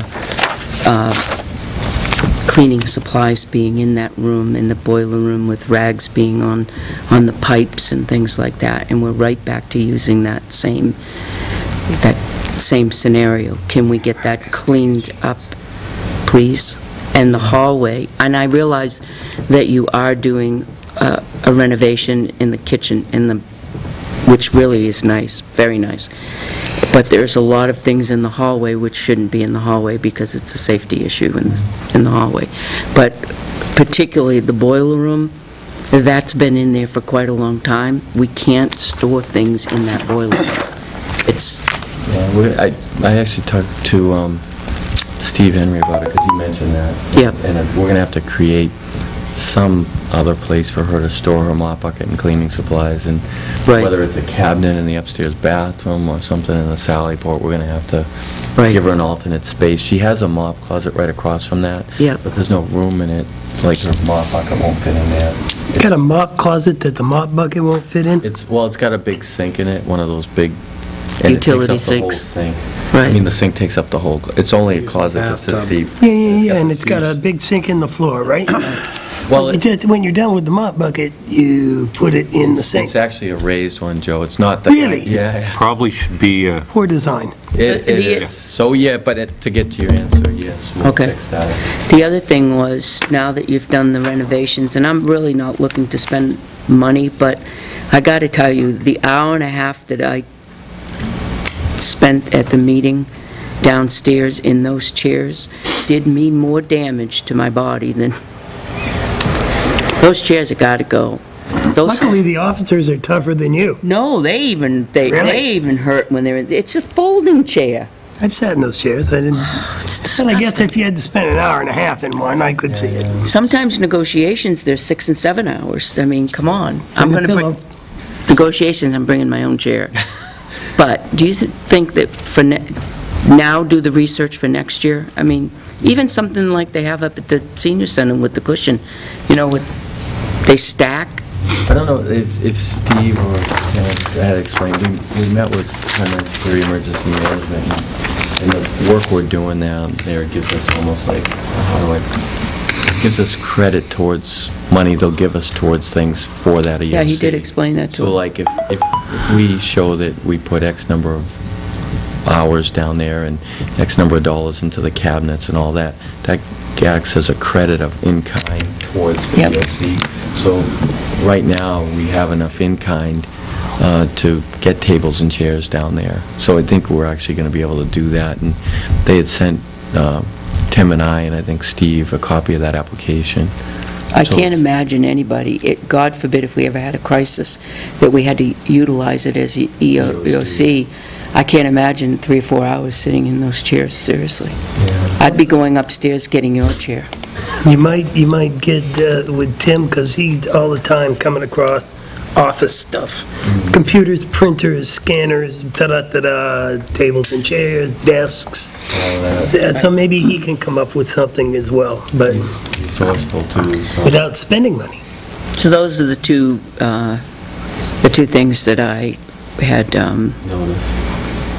I wanted to bring up to you in the meeting. Yeah, I mean, once we finish the renovations, we'll give it a good cleaning too. We did get all the cardboard out of there and Cover highway- the outlets. Yeah, so this weekend they're coming in, they're gonna do the lobby and then move into the bathrooms downstairs and And did you already set up the cleaner the flooring is done in Lisa's room in the bathroom? Yep, The I new saw it. flooring? It has to be sealed. right. Did you already set up the cleaning crew to Not do yet. that? No, but that's the first thing we did. That's an last night. extra, but we have to do that. They have to be sealed and waxed, or we're So back once to I the get it beginning. all squared away, I'd like to have you guys down for a meeting or tour or whatever. like long as I You don't get have to sit in different that chairs, is chair. what I hear. Just tell me, I'll bring my own chair. Short meeting. like your I feet, do, and bring a chair. I have one thing that I would like to say. I've had occasion to be in contact with a resident who has been in contact with Sergeant Morrison, and couldn't say enough nice things about Sergeant Morrison, his professionalism, the helpful manner that he portrayed as he was trying to help these people out, and Lord knows we have plenty of, what about this, what about that, to say. Well, there's a perfectly good example of how well the Tilton police officers are doing. Sergeant Morrison, yay. Appreciate it. Town Moderator Chuck Mitchell absolutely unequivocally wants 3 police officers all day during the elections. He wants 2 outside, 1 inside, and then whatever explorers you can give us. Yeah, that's what I told the supervisors, have 3 for the whole Yeah, day. he just, How many SWAT vehicles do we need? 2, only 2. he's very concerned about those that are holding up signs and the traffic flow. Keeping them where they So he need to wants be. 2 Didn't it- dedicated outside. You know, speaking of the election, didn't we say that we should have an organization or something outside the door so that it would draw the people out to that area? An organization. To keep Someone selling keep something, the Something, fundraising. selling Yeah. something. chatting inside the room. Except the way he would like to set it up, I know the setup is ours, but what he would like to have set up, because they've determined not to use the back door of the gym, they're going to give us handicap parking in the front instead of out back, that we will have the polling place cordoned off in such a way that you won't be able to go around it. You'll only be able to go in to vote and leave or be a spectator. So anybody that stops to congregate, we felt that if there was some school group, Girl Scouts, Boy Scouts, somebody outside selling cookies or whatever they want to do, Oh, thanks. Booster Club, whatever, that would draw people out there to gossip. about this? Set up the Everbridge thing, over at Tilton, like the Explorer set up the table with flyers and And that would be was great thinking. out in the lobby, draw it, to get there you go. people, signed up and... The senior center would like to sell their spaghetti dinner tickets. So we could put them next to that. they can go out there. And then if there's some group from, some municipal group that wants to raise money by for the selling senior coffee and center. donuts, or whatever people eat, We're I'm good, going to get yeah. the sauce and... that would be spaghetti. fabulous, but I don't know who to contact, so Okay, throwing so it out there. right. But I just 10 wanted to minutes confirm. to set up, right. You want to go into recess? So we're going to take a short recess, and then we're going to welcome Sergeant Rick Frost from the New Hampshire National Guard to speak a presentation on Volunteer Substance Coalition. His boss is here. He's out for you? Thanks. It'll be zoomed in version. That's it. We've got paper copies of the slide decks too, if people want them for reference. Interested? Anyone? Is this the reference material? Yeah, zoomed in version. Thank you. Sam made all the copies we need.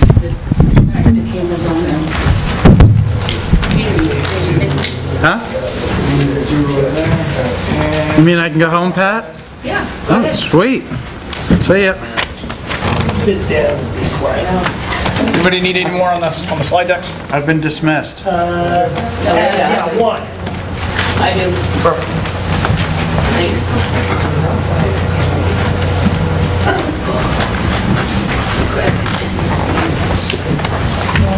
Get one.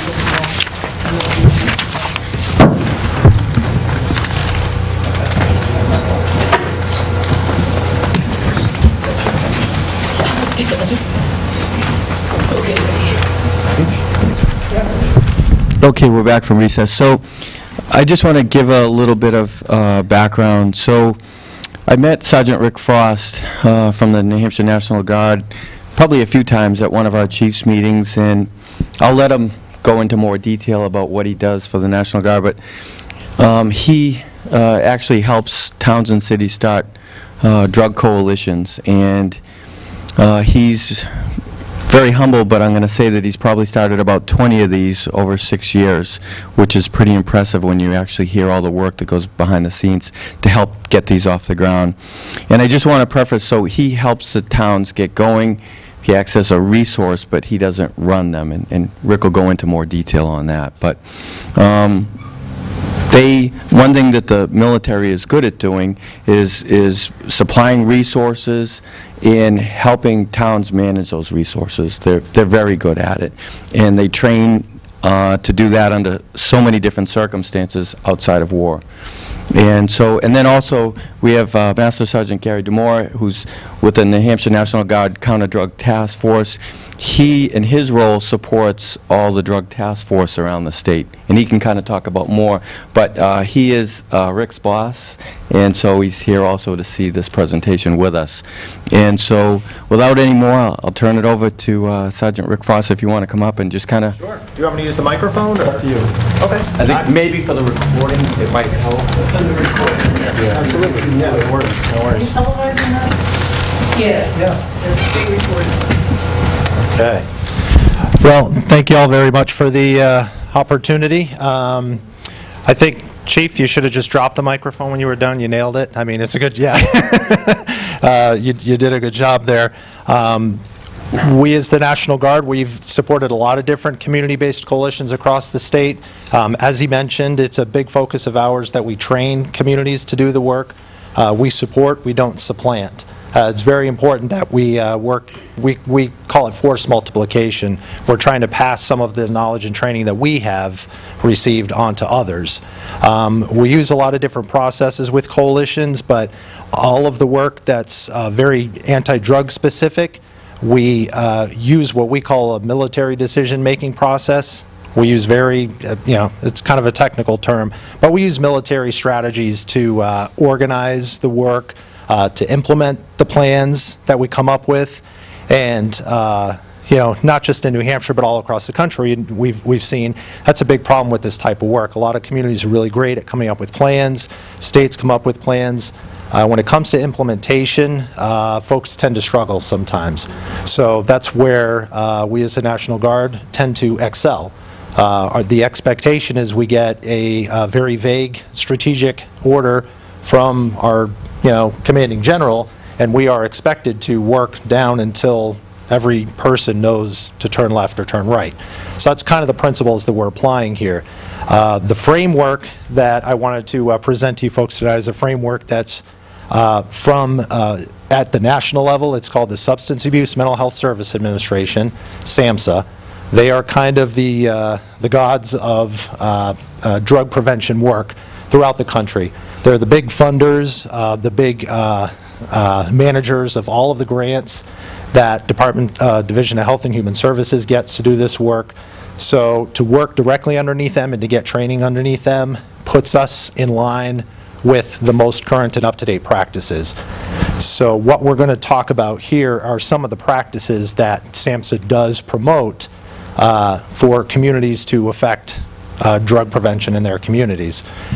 There's a little bit of a unique spin that we put on it here in New Hampshire, and I'll kind of explain that spin when we get to it. But the basic premise that we're talking about here is community-based coalition development. So what I try to do is let communities know that when they start this work, they should go into it with two very specific goals. The first goal is to create the business of an anti-drug coalition, okay? That's your first goal. So that is organize and maintain a group of community members, organizations, agencies, I use Laconia on this slide, so I apologize, that contribute and participate in substance abuse reduction activities in the community. So basically, you want to get as many people in the room as you possibly can. The great thing about this work is it's completely volunteer, and I think that's one of the main reasons why it's important to make presentations like this. As a municipality, you might be asked to invest in manpower, in payroll, that sort of a thing. From the rest of the community, this is entirely volunteer, and that's really the core of this work. It's all hands on deck. I've challenged other coalitions. We made a game show when I did this in Laconia, and I said, I'll give anybody $5 if they can shout out an interest or a hobby, and I can't find a place for you in this coalition. It won't happen. I'll find a place for you no matter who it is. Most importantly about that is that there are some sectors in the community that are really important to be represented at the table. And a lot of the municipal sectors are very important to be there. Law enforcement is a critical component. Folks that represent the health sector within a community is very important. Folks that represent the policy, the decision makers are very important, and as you can see what's going on at the state level, consider that at the local level. It's the same thing. The idea is, though, we want to have a coalition where folks are at the table all the time, so they're always aware of what's going on. We're not going to wait for the next crisis to come down the pipeline before we start talking about what policies need to be, considered, that sort of a thing. So it's very helpful to have everyone in the loop, and that's why those coalition meetings are important. Having folks from the education sector, that's one of the other core sectors as well, because when you talk about the most bang for your buck in this work, it is with the young people. So by the time you're working with older people, you've kind of gone past peer pressure and things like that that are easily remedied. So, and there you're more into very late interventions, that sort of thing. So that's kind of an overview of the different sectors that we like to see involved at the community. But again, it's all volunteer. It does take an investment from the community, especially the municipality, because, meetings might take place during the day, in the evening, that sort of a thing. So to have that commitment is very important. So that's basically it. So that's goal one. The second goal is, if you think of that goal one as starting the business, the second goal is your product. That is your actual drug reduction activities. Whatever they may be, whatever you decide they look like, these are the products. So 6 years of prevention science, I tried to whittle down to make it as simple as possible, but that's the best way to think about it, is that goal 2, those are the products of your business. So goal 2, bring everybody in, and that's your business. Or goal 1 is bring everybody in. Goal 2 is create the plans that will physically reduce the drugs. Okay? Does anybody have any questions about those two? Okay. So this is, obviously, I just wanted to show it up as reference. This is where New Hampshire, we got a little bit unique with the plans, because the way that SAMHSA has always talked about this work, it's always been very problem-focused, okay? What I mean by that is, in order for them to enact all of the workshops and strategies that they want to use to affect a drug problem, they expect you to wait for there to be a problem, okay? Which is okay. The problem with that, obviously, is now you're waiting for a problem to come along, right? The idea is that it's far more measurable to affect a problem that exists as opposed to trying to prevent it. I think everyone is very familiar with the idea that prevention, as important as it may be, is very difficult to prove, very difficult to measure. I don't think any person on the planet will argue it's very important. However, who's willing to put forth the effort? It's a big challenge. It's a big decision. We have funders, we have people that we have to answer to, and so we have to come up with the best way to make that argument. So we're working every day to try to figure out ways that we can do that. We've made some progress, but the idea with this plan is that in addition to the problem solving, which is really that intervention, which is that second area, I've kind of added that first part, which is the health promotion planning. And that's the real unique thing about this particular plan, is that it gives a community an opportunity right out of the gate to start identifying the things that are actually going good for you. So these are actual physical workshops and activities that you would do. And the focus, really for the first 6 months to a year, is about identifying all of the things that are going well and making sure those things don't go away, right? Because if you focus entirely on the problem, as you've probably seen, the great things just disappear out from underneath you. It happens every day. It happens at home. It happens at work. It happens, in the community, whatever. So the idea here is, what could you do to put a focus on those things to ensure they don't go away, to kind of try to prevent the flow of people into the system. And what I've drawn there is a very bad diagram of a river, essentially. And so it's a river. It's a bad river. I know, I'm not much of an artist, but the idea is that what you see is a whole group of people that are not in the river. Okay? The river represents drug use. So there's a whole lot of people that are standing around the outside of it that have not dipped their feet into drug use yet. Those are who we call the non-users, all right? Those are the people that we don't want to forget, because if we do, they tend to filter further, they tend to get into the river if we're not paying attention. So the idea is, what can we do to support them, okay? The answer is promote what they're doing, congratulate them, reward them, give them more, make what they're doing even more available to more community members, that sort of a thing. That's called health promotion, all right? And I'm giving you the broad overview, but I promise there's very actionable workshops and activities that you would do in order to support all these things. I'm just trying to give you the 30,000-foot level here. So that's the health promotion part of it. Drug education is a very important part, and messaging. when it comes to the health promotion part. That broad messaging about the ramifications of drug use, that's very important information for people to have, especially for folks that have never touched it before, because they have no idea what they could be getting into, all right? So giving them messaging as well, and the drug education. Things like DARE, we did our own version of DARE in a classroom a number of years ago called Stay on Track. It's basically a 14-week program that we did in the schools, giving whatever educational information we could about drug use to young people. So that's the health promotion. Now, you obviously have some of those kids that may dip their feet in a little bit, okay? Those are the folks that fall into that intervention area, all right? When you're in that intervention area, you haven't developed a full-on addiction yet, but you have used, okay? Now is the opportunity where you could intervene and change that person's mind, even with a brief intervention, with a little bit of information. An SAP in a school, basically a person that can recognize, a problem behavior with a young person. If they're there, they can recognize it, and they can intervene with a brief amount of intervention, and that can change everything. That can change everything. Sometimes, all right? There are other intervention opportunities. Quite frankly, law enforcement, if you're involved in a case, you're pulling somebody, off the street, they may not have a full-on addiction, but they may be under the influence. That can also be considered an intervention opportunity, because this is a time where you've got a captive, literally a captive person, So this is an opportunity to not just do the usual, but to give them some sort of education, and to whatever capacity you want to do it, whatever limits you want to do it, that sort of a thing. Just another possibility, just another opportunity. And that's where I was talking about, that's where you're working in the problem areas. So these are folks that have already identified some problems, but you could probably intervene with just information.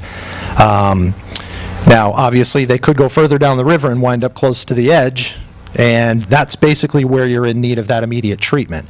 I wouldn't argue that a community-based coalition provide treatment. I don't recommend that you recommend treatment to anybody. What I would highly recommend is that, and I think that we're pretty good about this in the military, we stay in our lanes extremely well. I'll tell you when I don't know something. I'm not going to stand here and, blow smoke or anything like that. I'll tell you what I don't know. What I don't know is treatment. It's a medical expertise, all right? People go to school for an awful long time to learn that sort of thing. What I do recommend is, as a coalition, you could work to reach out to those people that are providing treatment in your community.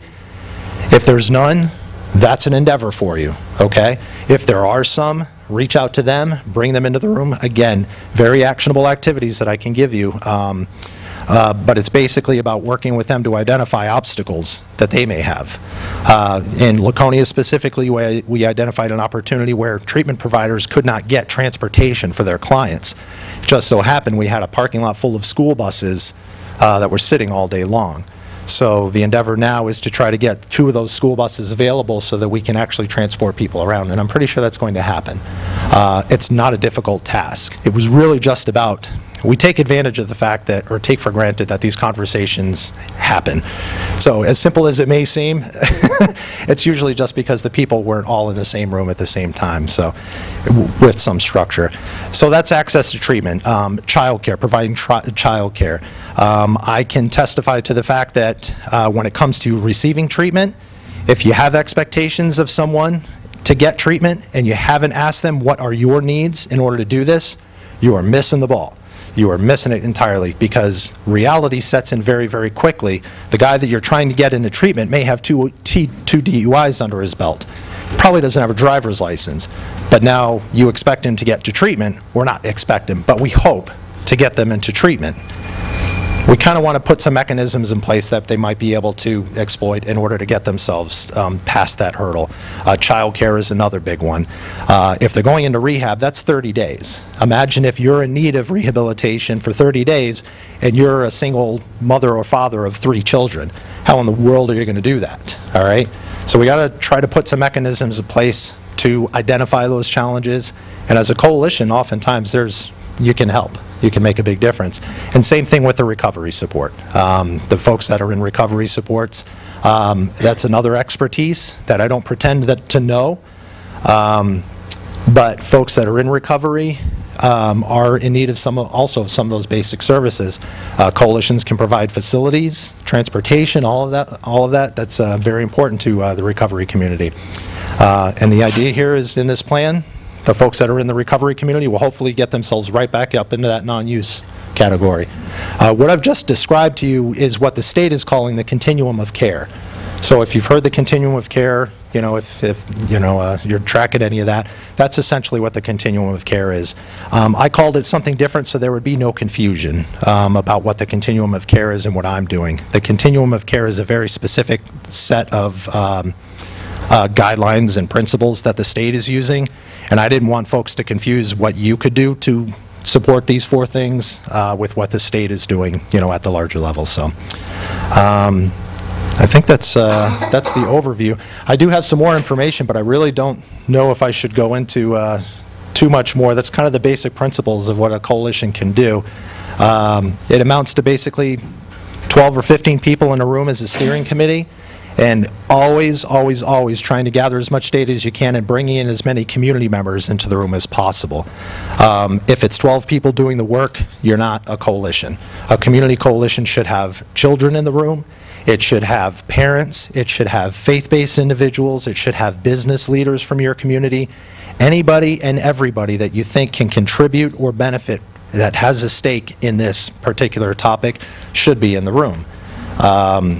If it seems like it's kind of a daunting thing, it's not really that difficult to get organized, but if you really consider anybody can be impacted by substance abuse, well, welcome, because yes, you're right.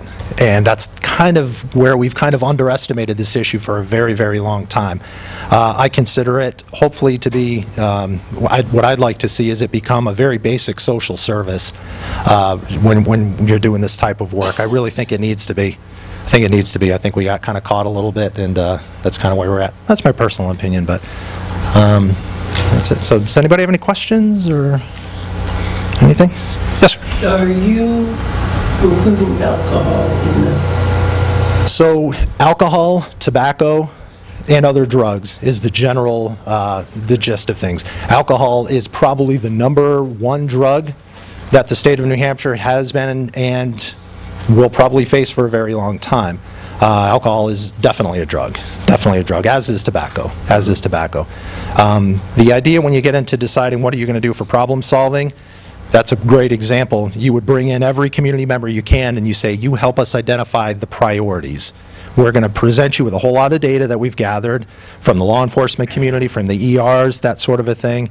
And the idea is you look at that data and you prioritize.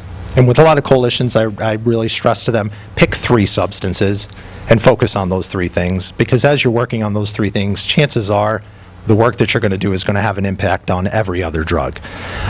We don't get sidetracked by any specific drug because, unfortunately, I promise, when heroin's gone, it's going to be something else. It already is. It's going to be, it turned into cocaine, and then it's meth again, and then we'll be back to, I mean, it'll always be there. It'll always be there. You know, as the chief was talking earlier, sometimes some of these drugs tend to be a little bit more fatal. I consider them poisonings myself. You know, people think they're taking one drug when they're actually taking something else, that sort of a thing, you know, thinking it's heroin and you're actually taking fentanyl. I mean, that's you know, what's really causing most of the fatalities around here. So, and I don't even want to call it fentanyl. It's non-pharmaceutical, so it's not even technically fentanyl, right? I mean, it's not homemade, but it's not designed the same way that the, you know, the pharmaceutical companies are manufacturing it. So, yeah. Yes, sir. Is there resources as in treatment facilities? Like, is there enough treatment facilities to back up these programs? I think a lot of times, you know, we'll arrest somebody, we'll have them in the cage, and we'll say, hey, you need to get help. And they're like, okay, I need help, where do I go? Right. Absolutely. You know, Phoenix House is full, the rehab in Manchester is full, there's no beds left, and now we're kind of, so is there really the rehab facilities or the treatment facilities available to back up this stuff? Right. So we'll skip over the health promotion community. We'll skip over those that benefit from early intervention, and we'll talk about folks that are in need of medical treatment, right? Technically, those folks still need the help that they could have gotten in the early intervention, because they started for a reason, and there's a variety of reasons, whether it was unintentional or peer pressure or what have you. But in addition to addressing those things, now you've got to deal with the medical addiction as well. So that's what makes that a little bit trickier. So we'll talk about that very quickly, and the answer is, I have no idea. Now, this is an excellent question to gather the community, gather treatment providers from the resources that we know and say, what's available? How many beds do you have? The problem that I see is that a lot of folks have advertised a lack of treatment based on the availability of physical beds. And in reality, treatment does not have to exist in a physical bed. It can happen in other capacities that there may be availability. And I'm not going to say what that availability is, but I think knowing what treatment looks like is very important. So if as a community you say, where's the hospitals with the beds, you're probably going to go, oh my God, we don't have anything. But if you look at treatment providers, they're probably going to tell you, there's an MLADAC that's right down the street. I was in Salem last week, and the poor guy, he wanted to refer somebody into a treatment program, and he insisted there wasn't anybody. Made a phone call, and in 10 minutes had an appointment with an MLADAC. Now, he didn't get a bed. What he did get was something called intensive outpatient treatment, which means you can go for an appointment 3 times a week, 4, 5 times a week. You're not an inpatient, you're an outpatient. So it's kind of the next best thing. But quite frankly, until you've gotten an assessment, you really don't know if that person needs treatment or not, or to what extent they need that treatment. You don't know. They may not even need a bed. They may do just fine with that.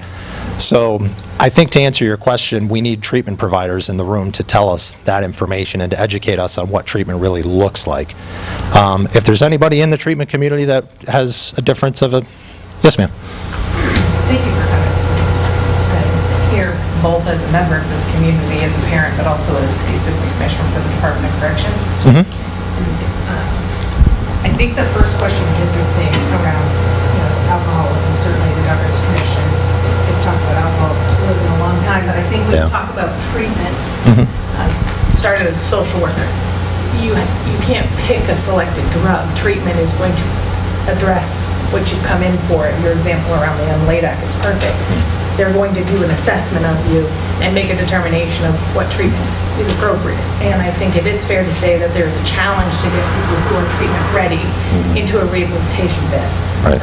Just as our hospitals work to detoxify people, they're spending a lot of time saying, where can I get you next? And sometimes that bridge is outpatient treatment. And then there's the quandary of your health insurance provider and what that does in driving your treatment. Yep. So I think this is interesting to go grassroots in a community. And I think your question is important because we experience it all levels across the state and all that we do, both in our personal lives and occupational lives. But I think it would be unfair to say that we have enough treatment beds. But I do think we have a lot of outpatient opportunities for licensed alcohol drug counselors. And that's a huge asset. I mean, that's huge. I generally stay away from the entire conversation of treatment and recovery. It's historically, our work has been focused on prevention and early intervention. However, again, the plans aren't putting you in a position where you're doing that treatment. You're saying to the treatment community, how can we help you? So you have policymakers in the room. You may need those policymakers in the room when it comes time to talk about some sort of an emergency stipulation where if somebody's in need of treatment and they don't have the cash for that particular MLADAC or something like that, who would be a treatment provider, maybe you might want to consider some sort of law or bill or whatever you call it to talk about ways that you can address that. So they'd enroll them in Medicaid expansion under New Hampshire Easy. That's right, and they may need some help doing that. And it really is easy. Yeah.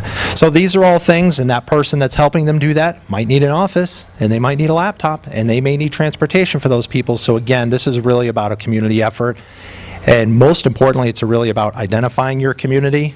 I'm talking geographical boundaries, and you work within that community. Now, it's not supposed to be a selfish thing. It's supposed to be that local problems demand local solutions. And ideally, if we can do this in many, many, many towns, every town will be taking care of themselves. It's very tribal. We've seen it happen in other parts of the world and work quite well in that regard, I think you know, I don't want to get all political, but I think sometimes we look too much to the federal government to swoop in and solve all of our problems for us, you know what I mean? In this particular case, I think there's a lot that's right in our backyard. I would just hate to go screaming that we need transportation for people to get to after-school activities or something like that when we've got a parking lot full of buses sitting right behind us, you know what I mean? It's, you know, putting a fine point on it for sure, but, you know, just having those conversations facilitated well. And that's the training that we provide, is managing those conversations, managing the plans that come about, giving people direction and opportunity to participate and contribute to the best of their abilities. So, yeah. Earlier on, you spoke about manpower. You need manpower. And Need it. That's all this is. Yeah, yeah. You're speaking about volunteering, not speaking about hiring manpower as a group. Right, right. There are grants available that can help position a person. The Drug-Free Community Grant is one example that we work for in the state of New Hampshire to help support coalitions get. It's a federal grant that's provided.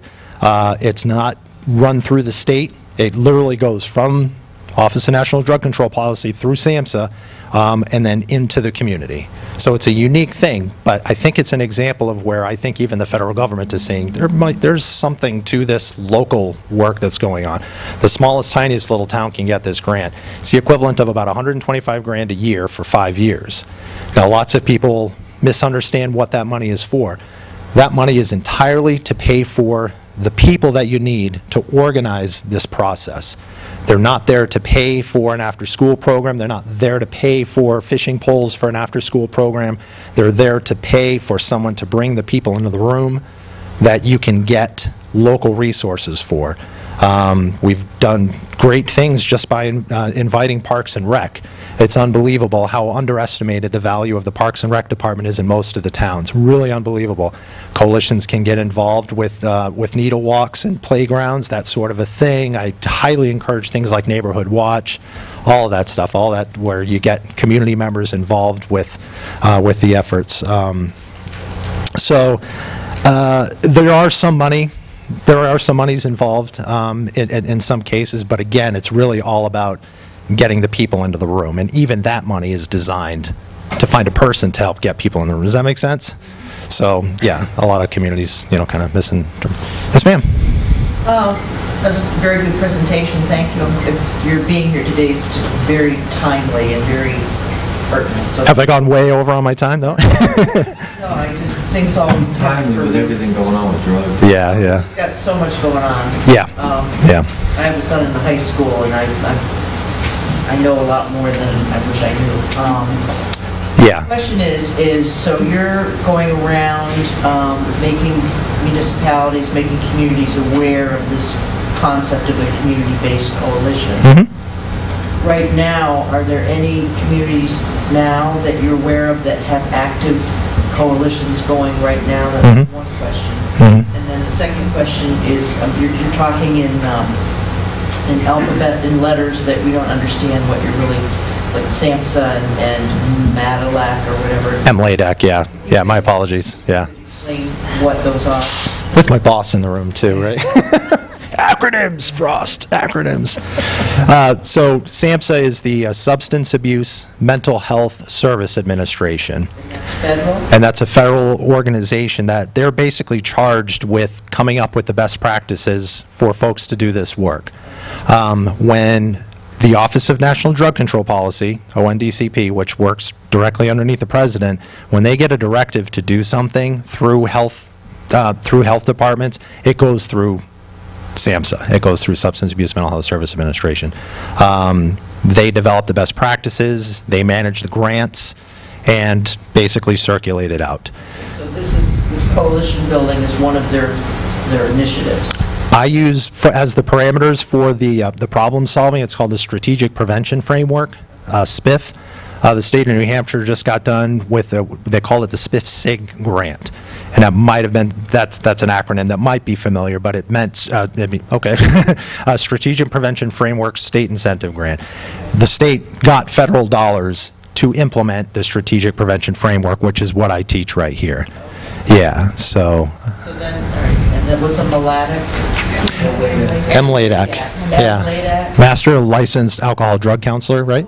They were licensed alcohol drug counselors, and a few years back, they added an enhanced license called a master's licensed alcohol drug counselor. So they have their master's degree, and they pass additional testing, as well as other supervision hours to attain.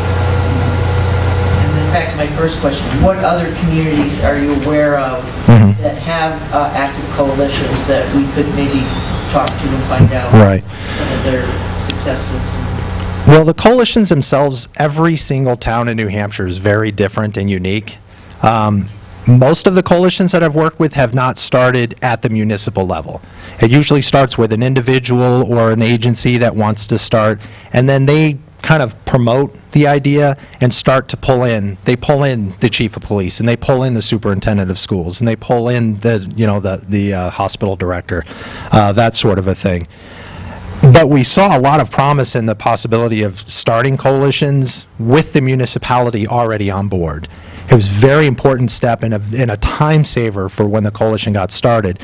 It won't be a duty of a municipality by any means. Again, it's strictly volunteer, but again, it's very helpful if the municipality is aware of how it works, so that when the questions arise, hey, can you come to this meeting, then everyone has an understanding.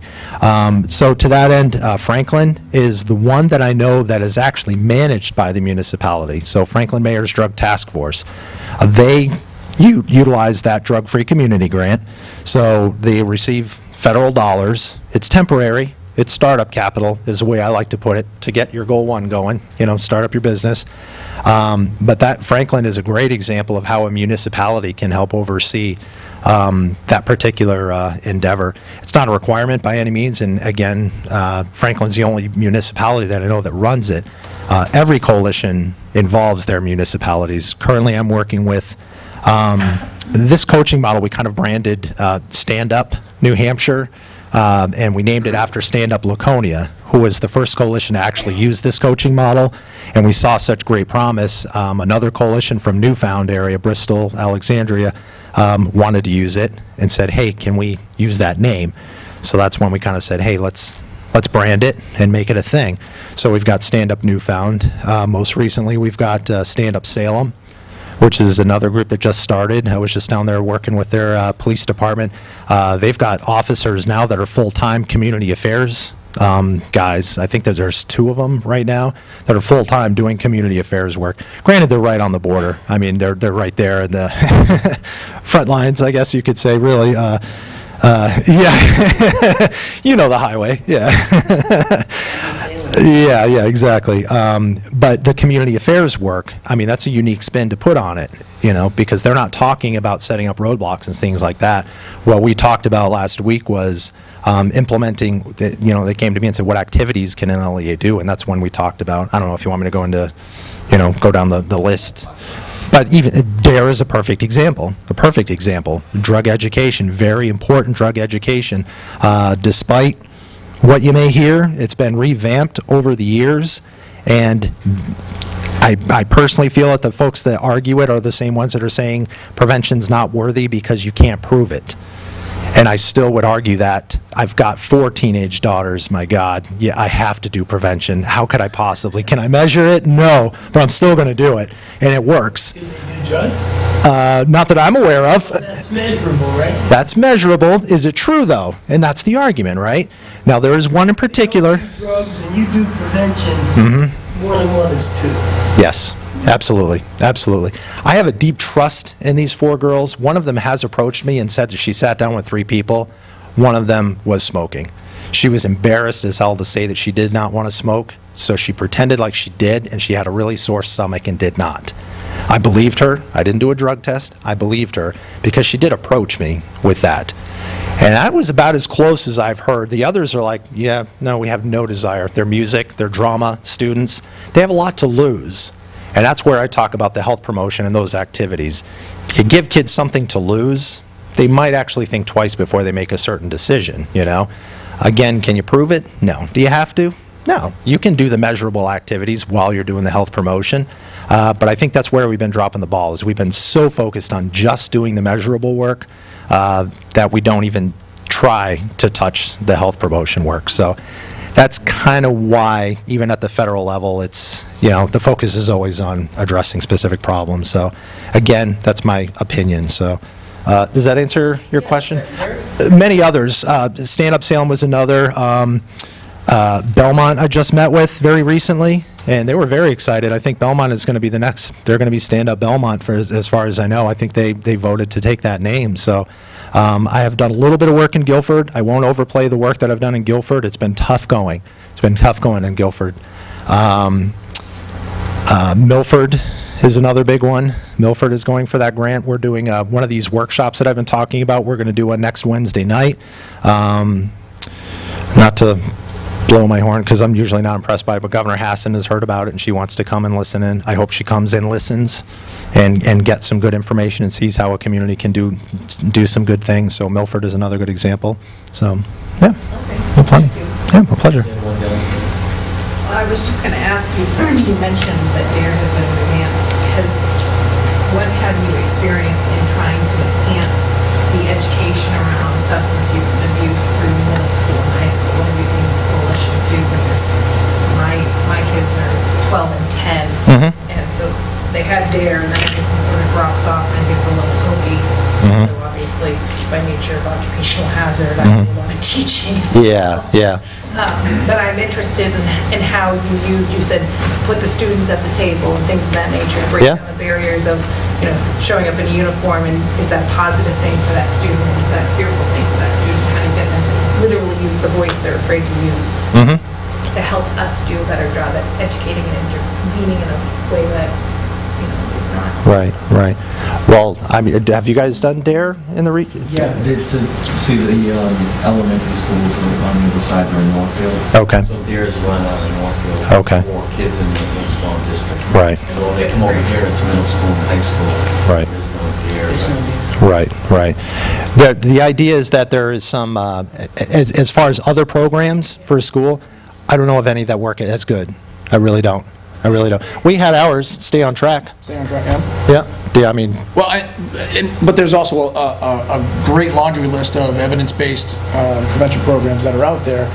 And one of the things, the great thing about that is as Rick mentioned earlier, every community is different. And going through, some of the things that we did were co-branded. National Guard brands, well, not so much anymore, but we used to brand heavily with NASCAR.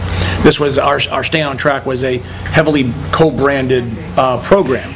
And we tried to tie in the fact that we had a national level track and a bunch of opportunities to bring kids together to show not only a broad scope educational piece on prevention education, but we even had, we'll call them field trips out to the track, bringing in drivers, not necessarily your A-level drivers, but bringing in drivers, seeing the vehicles, seeing the pit crew members, and how even any sort of variance of their cognition is gonna create tragedy on the track. That was a program that we were at the time able to bring. We're sort of out of in the school game at this point in time, and more embedded into the community, like Rick is doing across the state. But again, there's that laundry list of those evidence-based prevention education pieces that are out there, and what's the database that you can go and find the different ones? So I'm not going to do the acronym. It's the National Registry of Evidence-Based Policies and Practices. No acronyms. It probably needs one. It probably needs one because that's a mouthful. Yeah. But out there, and they're ranked, they're coded for what they go against, and you can more often than not find one that fits the community that you're serving. So if you were to go out and take a peek at the list there, I'm sure that there's something that reflects the persona that is Tilton in the Winnisquam region. Cultural competency is what we call it. So the premise of the Stay on Track, the premise of DARE is it's a 14-week class that happens over a period of time. It has a very specific, what we call dosage which means it happens on a regular basis at a regular interval, and it's practiced and it's rehearsed and everything. That's very important that that dosage that we call be there, so over that 14 weeks. So there are other practices that you can do in the school environment. Traditionally is where it happens, but there's other activities that can support empowering young people as well. I don't know anything that works better than youth leadership. And I'm not talking about the leadership where you bring them to a camp and you have them do high ropes and they feel great about themselves. That, to me, is an intervention, because you're supporting one person at a time, and at best, you know, you might have 8. Now, if you take those same kids and you train them, maybe even in doing coalition development, you can have them go and do this work in the schools. United Way supports grants in schools called youth councils, where they will pay a teacher to manage a group of kids to do this type of work.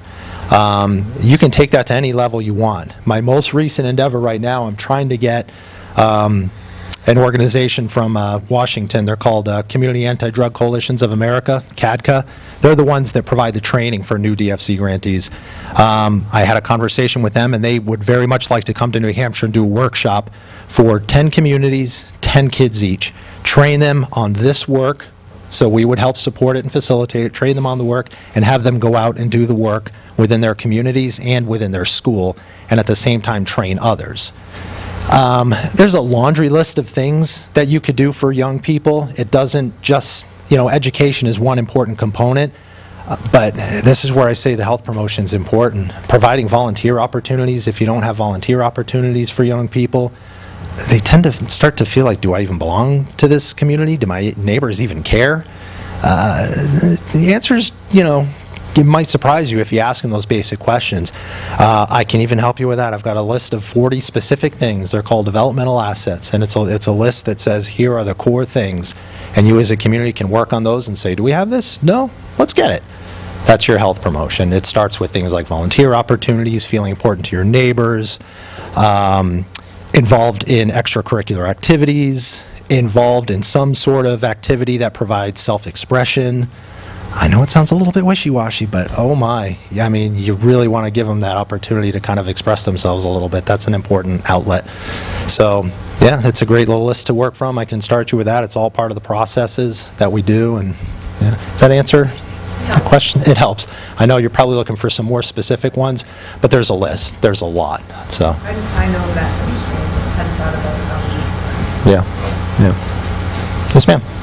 So, the program that you've described and what's been going on in the other communities, is it dedicated to a specific age group? Because I hear a lot of conversation about young people, high school. What about middle-aged people? Yep, exactly. I mean, is it geared towards all, or is it just focused on young people? So the health promotion part is geared towards everyone. What about prevention? So the prevention, that's where the federal government and in coalitions might differ in what they define prevention. Prevention to most people means you're promoting something before, before a problem occurs, all right? Other people define prevention as stopping a problem after it happens. You see what I mean? It's a very important distinction, though. So when you talk about health promotion, there's lots that you can do for young people and adults at a community level. I use those 40 assets just as a kickstarter to a brainstorming workshop that we do, called an asset identification workshop. But when you start to uncover the assets for young people, you'll quickly start to uncover assets that are important for adults as well.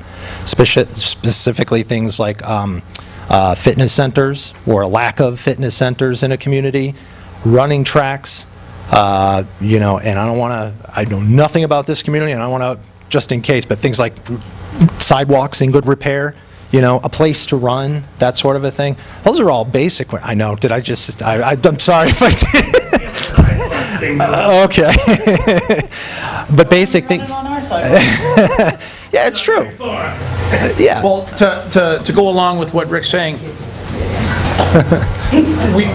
we're here to help the community with whatever the community wants their coalition to be.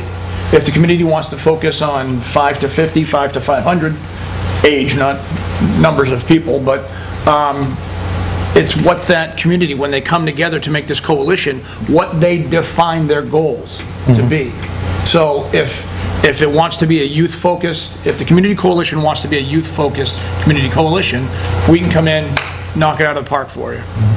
If you want to be, if you want to focus on your tweens and teens and 20-somethings, we can help you with that. And if you want to focus on a broad spectrum, we can help you with that. We would hope that you would want to narrow down focus, because there's only the guys on the TV can juggle more than 3 balls at the same time. There's a lot of reasons why any human being would choose to take drugs. Sure. From young people who are like, oh, this seems cool, to older adults who have tragic things happen to them in their lifetimes. And, there comes a point where they have to decide, am I going to go on, or am I going to choose alcohol, drugs, or become that? Yes, ma'am, and that's not what, that's not our... And I hate doors that are closed. Yeah. And that's up to the community to define what the coalition is going to be. Yeah. An interesting one is in Bristol, the Stand Up Newfound. We did one of these workshops that we do where we look at the data that's available, and we look at the data not because we want to sit around and talk about the problem, but we use data for what it is. It's supposed to give you a snapshot of what the real problem is so that you can start to act on it, right? So we did this thing called a root cause analysis. It just so happened that most of the data was pointing to folks around the 25-year-old age group that were heavy drug users. The question is, when we do the root cause, but why? All right? And we do this root cause and we just keep asking that question, but why, but why, but why? We got all the way down to the point that poverty was the reason, the root cause, and then we said, and I challenged them and said, why? Keep going, because you can't act on that. You got to keep asking that question. And I'm using this as an example to demonstrate one of the workshops that you can do. You can't act on poverty, right? So the idea is you continue to ask. Eventually, it was a very interesting turn of events when we saw the community realize that it wasn't the poverty, it was the hopelessness of not being able to get out of poverty. And I swear, I think that they're this close to putting 2 people into an office across the street from where the housing development is that's going to go in, that's going to provide more Section 8 housing. They're not fighting the Section 8 housing, they're fighting, please, let's not just house people without giving them some level of hope that they can possibly do better for themselves. It's that hopelessness that really contributes to a lot of that use. That's their opinion, that's my opinion. You might come up with your own, I don't know, but we try to do those workshops and give everybody the opportunity. And again, being the military that we are, we try to put it in a framework that will be actionable. And that's why I say you got to keep going until you've hit something that you can act upon. So that's why that's why we do that. But does that answer the question? Yes, hopelessness covers a broad spectrum. It does, absolutely. It affects folks when they're thinking about using, it impacts them when they are using, and it impacts them when they're in recovery from using. So you got to address it. And we've seen some pretty interesting things. We've seen folks in the recovery community actually participate in the prevention programs. So we've got prevention programming, we're providing sense of purpose to folks in recovery. So we're actually doing 2 things at once here. It's pretty fancy, I think, so, But it's very interesting work, at a social level, at a town level. It's very interesting work. This just might be off the scope of things, but are there any coalition groups that we know of in any communities that are treating any of the veterans that have come back, PTSD or suicidal? Right. I can't really provide any insight as to ones that are specific to veterans. I've been asked to provide insight, and I generally try to step away from that just because my role, because I'm in uniform, I didn't want folks to think that I had some inside track on support specific to military.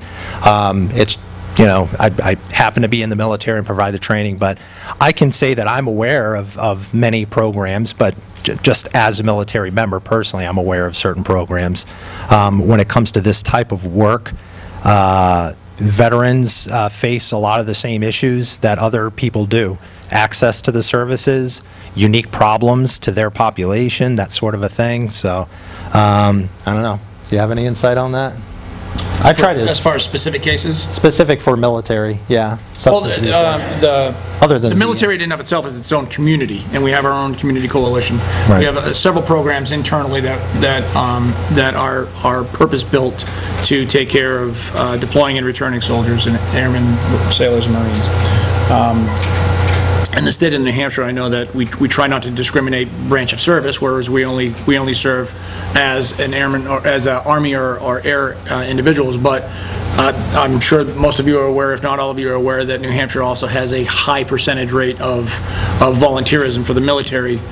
I would hope, since there's only all volunteer force, but we have a high percentage of our population that has either served or is currently serving. But as far as naming individual communities that are taking a veteran focus, none off the top of my head for specific veteran purposes. However, there are multiple agencies and a couple of commissions that work towards veterans assistance programs. I think to wrap it up, I would love to see a coalition started. In our community, there are many, many entities that think that they have the answers, and they probably do. And they May have part of the answer. have part of the answers, Yes. but they go in a different direction. Yes, they do. Nobody knows what the other is doing. Into the same room. Coming together as a whole and sitting down, working out a problem, we have seen on a municipality level, we have seen things change with our elderly when we all come together and solve a problem. We've seen things change when an officer is down and needs help. We've seen the community come together and Right. gather. And there's no reason why the community wouldn't come together Right. to solve this issue as well. Absolutely. The church, the school, everybody, I can see it happening. So what's our next step? So the next step is really, we kind of come in with the right people in the room and start to talk a little bit more in detail about a timeline as to the specific workshops that you might want to do. So again, the focus, it may not look like you're doing a lot of anti-drug work at the beginning because the work involves getting as many people in the room as possible. The way I define it is use that asset list, use what you know about healthy resources or resources that can have an impact on folks that need it, and getting them all into the room and identifying them, getting their phone numbers, ensuring they exist, okay, because that's a big thing, all over. We can look at databases all over the place, but how accessible is it is really a big question. And I've tested it, and it fails frequently, where I put myself in the shoes of a heroin addict wandering the streets looking for support, given a phone number or a web link, and I go to the physical address, and there ain't nobody there. And that happens frequently. So don't let that happen in your community. Identify the assets, knock on their door, make sure that they're accessible, that sort of a thing. So coming up with that timeline and getting the right people in the room, getting them as partners and saying, what are you willing to contribute? Are you willing to contribute time, money, resources, assets from your business, whatever it may be. I personally get more excited about things than I do about money. Money complicates things like crazy, and I've seen a lot of really interesting work happen without it, okay? So if you've got that commitment to have somebody in the room to kind of manage the processes, that's a very important attribute. I can't really say that I have a quick and easy solution to that. The best that I've seen on a volunteer basis is having folks that are on a payroll from somewhere else volunteer to do 6 months worth of coalition meetings, that sort of a thing. Hospitals sometimes have outreach directors that are willing to take 6 hours a month to come and run a meeting, that sort of a thing. So you could work to identify volunteers that are willing to run it. You could appoint someone if it's important enough to you. Heck, you can put somebody on a payroll if you want to and have them manage a coalition full-time. That involves managing these processes. Networking is really what it's all about, getting the phone numbers, getting the partners, answering emails, reaching out to the media when problems pop up or when great things happen, that sort of a thing. It can be a full-time endeavor. So that's two possibilities. The Drug-Free Community Grant is another. As temporary as it may be, it does give you 5 years of being able to hire somebody to do it.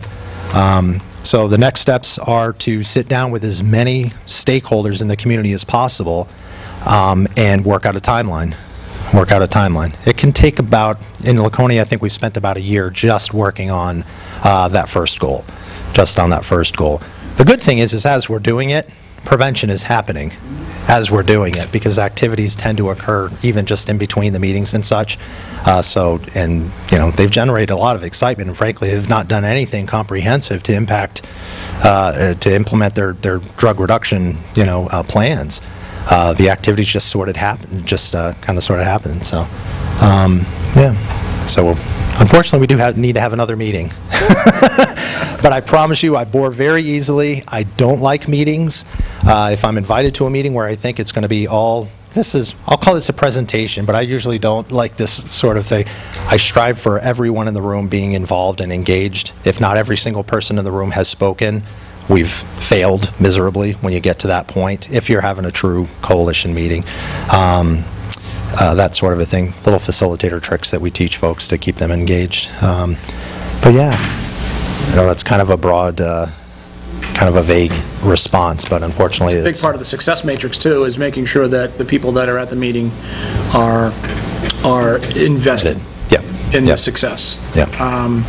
If they're there for, hey, I'm a piece of this community, I'm going to go check it out and see what's going on, that's one thing. Maybe, you turn the tide and you get them a little bit more invested at that point in time. But it's something that needs to come from the community. The community needs to want to have these assets, and the community as a whole, all the members, whether it be from industrial, from medical, from safety, all of the sectors, to grassroots, your retirement community, or your retiree community, excuse me, to your educators, to everybody involved and everybody meaningfully involved, and that's where the success comes from. And makes Rick's job real easy when the rest of the community is on board and willing to not just receive, but their focus is to give whatever they have as a resource at that point. That's right. We are a free resource to the state. We've got criminal analysts that do work through our counter-drug task force. They provide support to various law enforcement agencies to reduce supply, so they do that work. I work on the demand reduction side, so I'm working kind of from the inside to reduce the demand for illicit drugs. The premise is, obviously, there's any number of connections between international terrorism, and this is all about counter-narco-terrorism. So that's how we kind of justify our work. That's why we do it, in case anybody's wondering why are people in uniform doing this type of work. But most importantly, we are a free asset. We're federal. So anything I do, all the documents that I create it's public domain. They belong to you, the taxpayer. I'll make myself as available as I possibly can. The only thing I ask is a letter. I have a letter of request. It's a templated letter. All you got to do is put it on your letterhead and sign it, and I can come and provide insight at any number of the meetings that you want to do. I will sometimes demonstrate by doing the workshops, but the intention is always that people in the room are learning from that so that they will eventually do it themselves. If I ever find myself in a position where I'm doing the work, then I'm failing. I got to be able to pull myself out at any given time and still have the work be valid. So we strive for supporting, not supplanting. That's a very important element to our work. Your job is to teach you to fish. Yep, exactly. So if you want to continue, it's, like I said, that's a little tiny technicality, but I think it's important to to do that. So it's very interesting work. It's a lot of fun. It gets everybody in the room. I promise you'll have other people, all the age groups will be involved.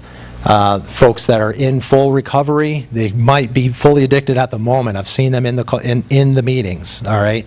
Everybody can benefit from this information. The more you get them involved, just being in the coalition can be a benefit to a lot of people, all right? And I can talk offline a little bit more about why the focus seems more on youth. It doesn't stay that way, but it's a little bit more complicated when the adults start to get involved because they're usually a little bit further down the river, so to speak. So the expertise that they require looks a little bit different. So, but if you want to talk about that, we can. If you have the adult that's not going down the river. Yep. They'll step into the river. There's something called, one example, very briefly, employee assistance programs. If a business doesn't have an EAP, that's a huge opportunity. An EAP is the equivalent of a school SAP, which is a student assistance personnel? I don't know. I always mess up what the P stands for. Oh, so one acronym you don't know? I know, that's the way. But the school SAP is designed to be there when a young person comes to them and needs help. In a business, the equivalent to that is the employee assistance personnel, the EAP. And they're trained to smell the liquor on the breath, see the glaze in the eyes, be sitting there when a person comes in and says, I am having a big problem and I think I might need some help and I really can't afford to lose my job. Is there anything you can do for me? You can create a whole system where those folks can take part in any number of treatment resources with the promise that the business is going to work with them, not against them. There's limits to it. It's expected full participation. But with that pre-understanding and that sort of a thing, employee assistance programs are great. So, I mean, that's one example there. So, anyway, I could go on and on. Yes. Real quick, so the staff sounds like it's that steering committee. They need to form. Yeah, once you get those kind of 12 core sectors identified, it's very important to find representation from those. As much as I would love to have you in the room, it's really about you having someone else who is available on a regular basis, or them having someone available on a regular basis. We strive to have the leadership involved, but we also want to make sure that we can maintain the reality that everyone's time is precious, you know what I mean? So. I guess, like, you want to have that steering committee before you have, like, 300 people. Oh, yes. Yeah, because the steering committee is going to set up the workshop where you would bring in the 300 people and do this awesome resource assessment. Right. Because at that point, then you can start to identify individuals within the community and say, do you want to be on the steering committee? Or do you want to be a volunteer member that just works a few hours a month? Or do you want to come in every 6 months? So there's very specific practices you can do to identify. Yeah, but you do need that steering committee. Yeah, representation from the 12 sectors. And I can get you that list, but it's whatever you think represents large chunks of your community. Again, students, faith-based, hospital, law enforcement, what have you. So, Thank you. my pleasure.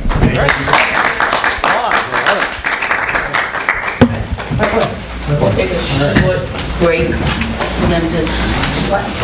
And we're ready. Ready is on. Good night. Good night. Thank you for coming. Thank you. Okay, just to follow up on, you want me to start? Yep. Good.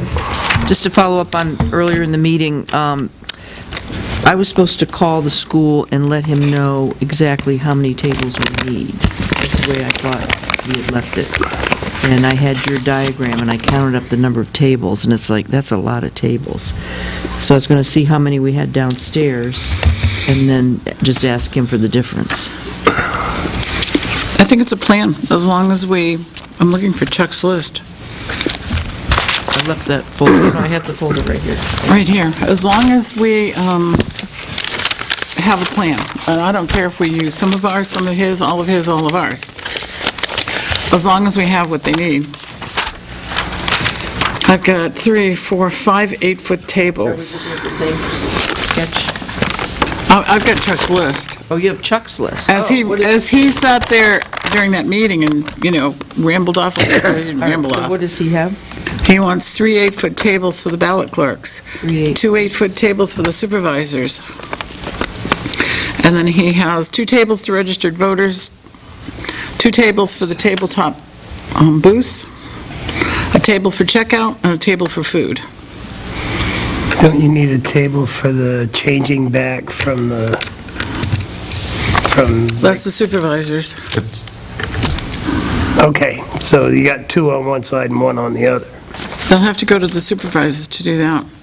The one table he doesn't have here, that wasn't talked about that night, is for the voters without ID.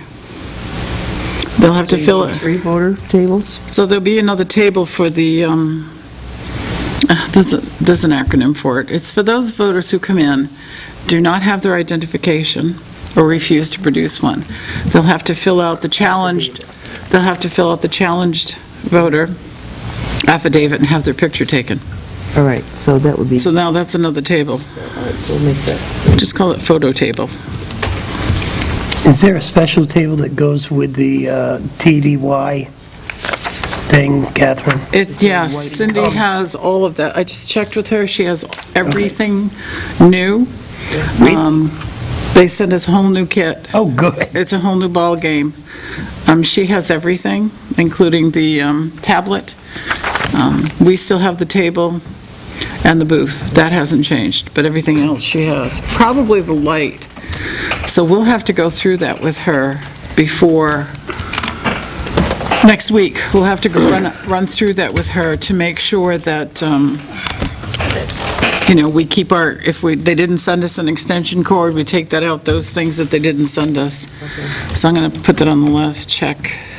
The other thing I would suggest is, as if I remember correctly, they used those round tables for the stand-up cardboard things. No, those were long They tables. didn't- No, we use the rectangular tables. Yeah. The rectangular ones. Two of them, right? We're going to have 2 for this election. I think that's enough. I forget what the ratio is. Is it 1 for every 25 registered voters? Well, I mean, people used them. Well, regardless of what they use, there is a certain number of voting booths we have to have. And I believe the formula is 1 for every 25, but Cindy will know. It's in the book. I remember there So- were people... No, 1 there for were every 25 people- voters? Count that up in your head for a second. That was Think like of how many 250 or something. tables that would be. Not tables, booths.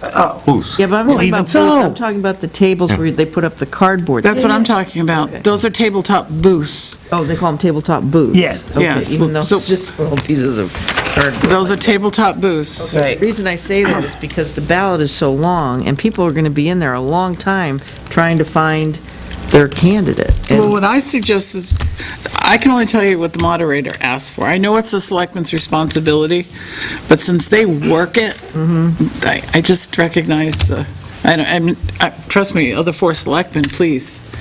It's our responsibility, but for me, if that's what he wants, that's what I give him. Yeah. But everybody else can weigh right in on it. I've been My working suggestion- for years helping him set it up, so Yeah, I have. I've taken it I down. have for 15 years. I would talk to Cindy, or we can get the number out of the book and see what the formula says to make sure we have enough, because, I have the checklist. I have the checklist from the Attorney General's office when they come in and do the inspection, so we need to look at that as well. Okay. And then, if we feel we want more, as a selectman, we can certainly do that. I'm just thinking of flow. This is bare minimum. Chuck wants to tweak it a little bit for flow. Expensive. He's going to put something down in graph. Okay. I'm just getting kind of nervous about it. And then the other thing I had offered to Chuck, but I need to run it by the board, is that I could be a floater that day. I wouldn't be in the voting area, but I could be like helping to move people along if lines are getting clogged, or standing out in the lobby, just help with people flow. They will be looking for, I'm trying to remember all this. They will be looking for greeters. They especially want to, because of flow, make sure those who don't have their IDs are sent here, those who need to register are sent there, those who can go right in to vote are sent there. So they will need people, and Chuck feels a lot of people to direct that. And in the same token, so I can see at least 2 people at the entrance, because you're also going to want to get people out. You don't want people chatting. If they want to sit in I call it no man's land. Well, and also to make sure that everybody's abiding by those AG rules, too. Well, yes, we don't want to I think we've aced it every year for the past at least 5 years. One year we failed miserably, but that was okay, that's another story. And did we ever find out about the phone line? Was Chuck going to take care of There is this new system does not require a phone line. We were told that Monday. So it's wireless. Or Tuesday. It's wireless, there's no phone line. So we'll There is need no the fax password. machine. Okay, so this is what you and Chuck went to that day. Okay. This is what he took me You went to to. that course. Wonderful. Yeah, He took me saw to that Secretary of State's course. So we'll need the wireless password, right? I'm not sure. I asked him about that. Chuck said he would look into that. Like I said, Cindy, I asked Cindy when I got back that day if she has received all of the stuff from the Secretary of State for this new ADA setup, and she said yes, she had. Oh, there you go.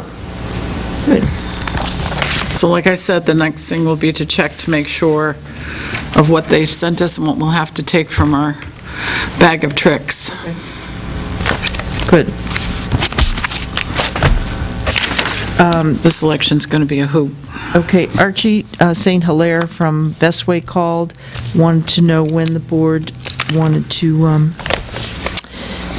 meet to talk about the contract. I thought Tim was going to play Let's Make a Deal. I don't know. Tim's been busy, but I asked Tim about that, and he said he was going to be on it. Yeah, Yep. the selectmen asked that Tim play Let's Make a Deal after he get done with the phone installation. Which happened today. Well, he's not completely done. No, because he was telling me he was Actually happened finished. yesterday. So is Tim going to address the private road issue? He should. That just, well, Well, if he does it when Archie St. Hilaire comes here, we will address it. Will you remember to ask him to address the private Tell road him- issue, tell him Joyce? that, Thank you. we want language that says whatever it is that we want to say. Like what? They have to pick up on a private road? Whatever it well, is. unless there's a reason why that truck cannot maneuver the road. You know, if it's one that they get in and they have to back all the way out, or, you know, it's twisting and turning with all sorts of obstacles, that's one thing, but if you can drive through. I agree. Do we have a penalty in our policy for ordinance of dropping MSW off at a different location other than what's specified by the board? So they're supposed to be bringing it to Where the board specifies, which is the incinerator. incinerator, and a couple of times they've brought it over to 140. Correct. So, is there a fine associated to that if they continue to do that? Let's look at the contract. Yeah, if we look, there's lots of provisions in the contract if they're not satisfactorily abiding by the contract. Can we take a look at that? Sure. Okay. There are fines in there. Also, if the town ends up having to pick up things because they haven't, there's fines for that as well. Have we ever pursued that? Because there's many times that they haven't picked up things that Dennis's crew and now Johnny's crew have gone out and picked up. Well, we need to document that and convey that information to them. I think, then I suggest that we need to do a memo to Johnny and say any time that he's gone out to pick up anything at all, that we need to be aware of that.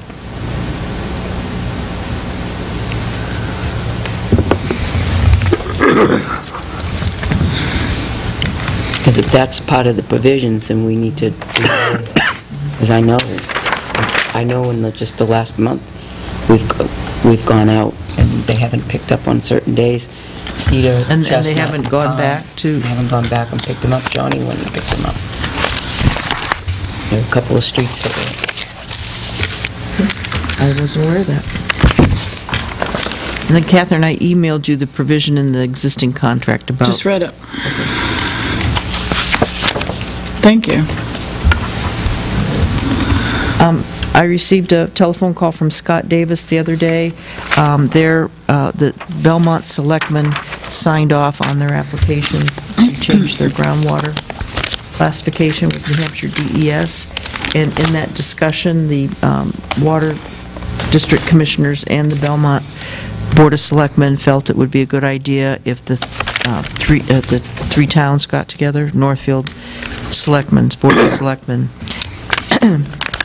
and just to talk about how collectively we can make sure that we hold DES accountable for enforcing the regulations on the new expanded facility.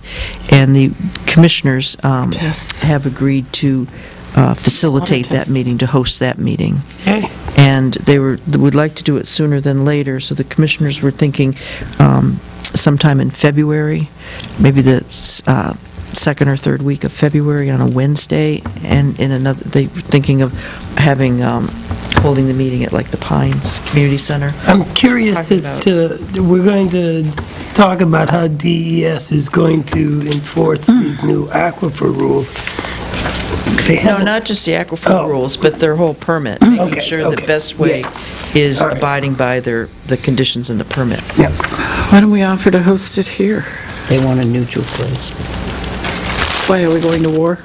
No, it's going to be at least, but you've got 3 commissioners, 5, 6, 7, 8, 9, 10, 11, no, 9. And then you 5. And then you'll have town administrators, you'll have public work directors, you'll have people from conservation commissions, you'll have public. I mean, it's going to be a full... I've gone to meetings at the Pines before, that's why I was suggesting another place, but that's fine. It's not the most conducive for sound in meetings. Yep. That's where the water district has their meeting, when you can't hear unless you're up front. So, is there an alternate site that might be more conducive? Tilton School, School, probably. Tilton School. or using the cafeteria? I'd use Cafeteria, Wintersquam. I get better Cafeteria. parking. Auditorium, that Better might be a parking good at the thing. high school. In February, that might be difficult. Might, but... Senior no, Center. yeah. Parking. Well, Wednesday night, they have their... Oh, no, not Wednesday night. It's fine, I just am thinking that we could find some place more comfortable, but... Well, they It is do, what it they is. do have another meeting room, carpeted meeting room, but I don't know if it could hold that number of people. Well, it's like we have a sound system all set up, so people out there can hear, But what about, and depending on the evening, Chief, are you listening? Depending on the evening, maybe we could get the Tilton School, with the administrative auditorium there that, Where I got tased. They've got lots of seats, they've got a sound system. yeah, That in, like the first building on the left? the new building, yeah. So First, yeah. It's attached to that one, yes. where's parking there? Because when we used to do it for fire district budget, we're out on School Street, so you've got limited parking. There's Depending on the night, there's the cul-de-sac round driveway. Well, you get, yeah, you get, parking you all get along three, you Hill get Street. three or four there. Parking where? on Old High Street. Old High Street They there. have a parking lot over near the cafeteria Yeah, and they have a parking lot on... Okay. and around the Mills back. Hall, Okay. Around back. We used to meet in a large classroom, I remember, too, for the The commissioners' one with the meetings. tiered seats? No, just a regular... That's the one I'm talking about. Yeah, if you fall off the top and it's like, Oh, God. You fall down the stairs, you'd be in serious trouble. Well, there's also that conference room that we met in when we did the... It's not big enough, I don't Could- think. Well, I'm thinking of getting the officials all at the same table. right, so could we talk to Tilton Everybody else School? can sit in the back. Someplace where they have a sound system so everybody can hear and it's clear? Then if you have the public, because it's... That one with the tiered seats would You could would have fit the all of these. officials be sitting right there on the stage, and then the public, and everybody could hear, and they have a fantastic sound system. I mean, that would be perfect. Okay, so Scott Davis, the commissioners are the ones facilitating this, so I'll suggest that to them. And the chiefs, if they say yes, the chief will ask Peter to get that room.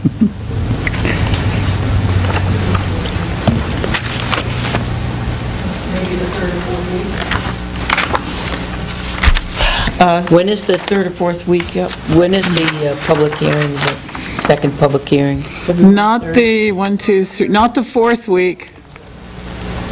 I won't be here,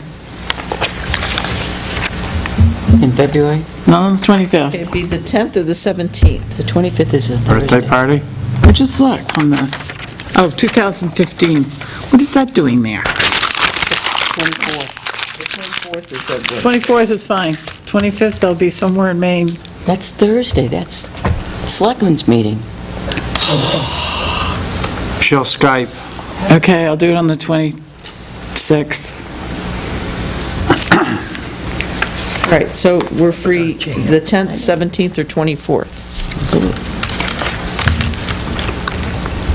I suppose we could get along without you. No, it's all right, Friday's better. Okay, the warrant. So you're staying over? It'll be required. Oh, there's drinking involved. Oh, okay. You want to drive No, I don't at want to drive all the way I back know here in the Catherine better dark. than that. night. Hey, she doesn't drink and drive. I never do. Nope. Well, As far as you can remember.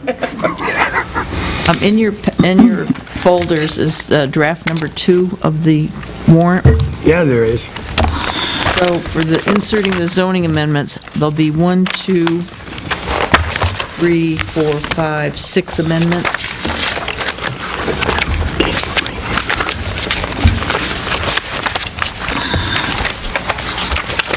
And I sent you the email I got from Legal Services, New Hampshire Municipal Association, that they felt that with the history, that our warrant article to clarify the name of the Town Roads, Bridges, and Sidewalks Capital Reserve Fund was not changing a purpose, so that if we really felt the need to clarify it, to have a warrant article to clarify it, then we could go ahead and it would just be a majority vote required. He didn't feel that we needed to clarify it because sidewalks and bridges are considered extensions of roads. I like what you've done. I think it will more clarify to the voters what exactly we're doing. Especially because we've separated it all these years. It's much cleaner. I agree. I agree. Okay. And then on Article 6, I changed the amount. And Article 7, no change, and Article 8, the Budget Committee, they'll be voting next Wednesday on what their bottom line operating budget is. They did already? Yeah. But that's their first public hearing, so it's really not done until their second public hearing. True. So when did you want to give these warrant articles to them so they can make their recommendations? I guess that's my question. Are we going to Wanna have add, or are we pretty well set with these? Or I think is there going to be- there's one we need to add between 7 and 8 And that would be, to have a we've only discussed it in public, non-public, so to discuss it here now would be inappropriate, but we did talk about a warrant article to bring up that topic. Yes. Yeah. We did. And my suggestion... I'm forgetting. Yeah.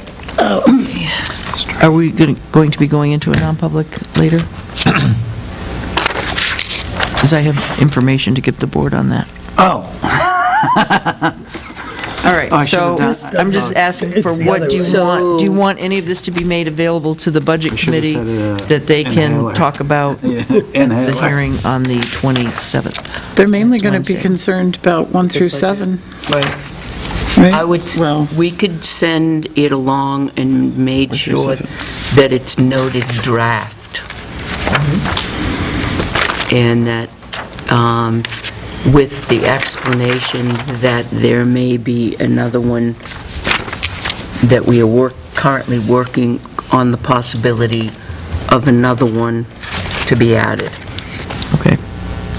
So it's probably going to be a good idea for the Budget Committee to start the meeting either early or have the public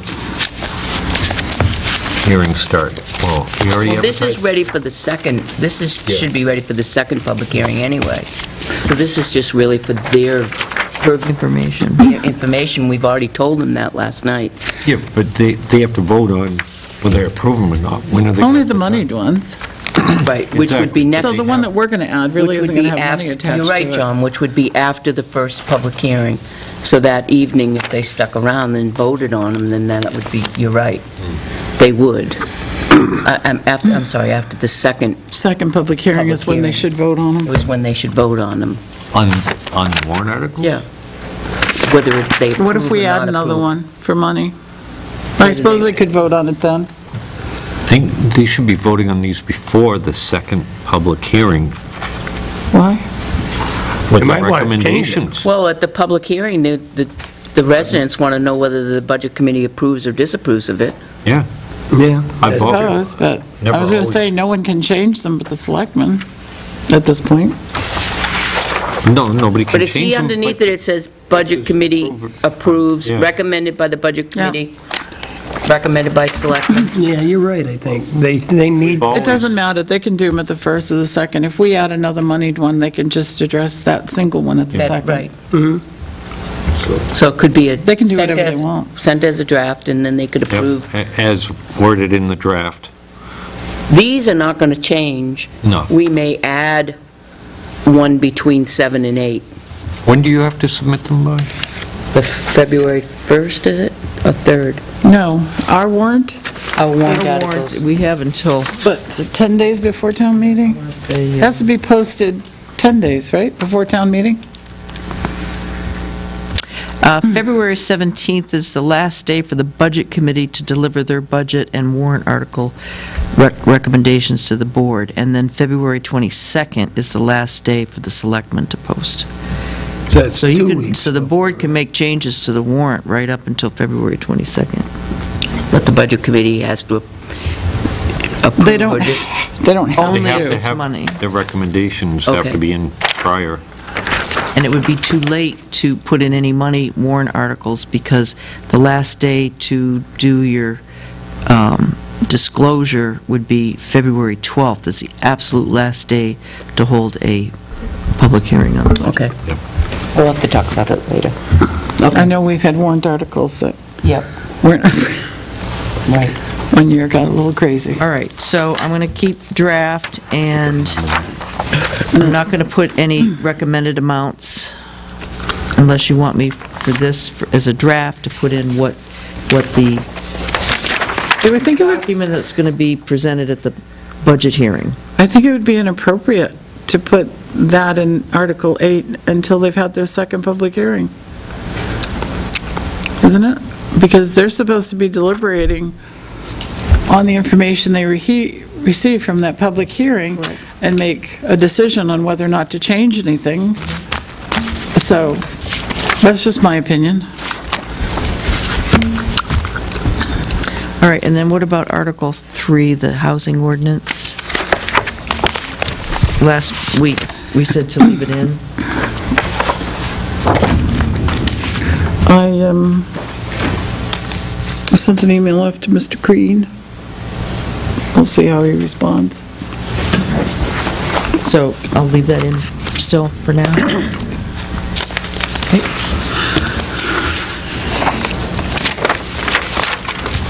And that is,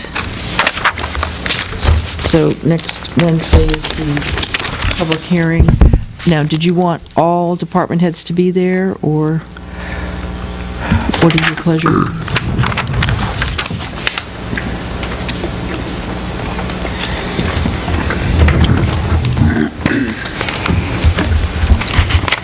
What's your pleasure? I don't think it Yes. should be required, because this public hearing is on the budget that the Budget Committee is presenting. There might already- be questions that only those They've department already heads could answer. spoken to, the Budget Committee has They've already interviewed spoken each to, department head. Public hasn't. See, it's a public but the meeting. selectmen will be there to respond to questions about their Okey-dokey. portion of the budget. This is a budget hearing for the public and the Budget Committee.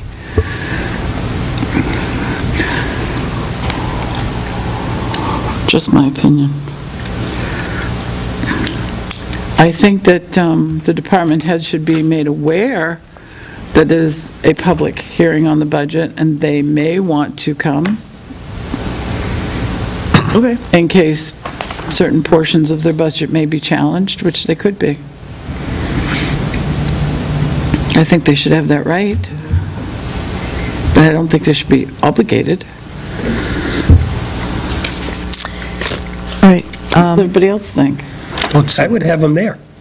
It's the Budget Committee's hearing, and technically, that's all that has to be there is the Budget Committee and the representatives of it, and any residents that want. So everybody else is voluntarily only, The but budget they're going to know committee, how the public are going to feel about them and testing the waters for town meeting. The budget committee by now should know what, where, how, why, every little nook and cranny and every window and door to open in that budget, and they're the ones that should, at this point, know the budget. If they don't and they can't answer the questions, we will be there to help them out.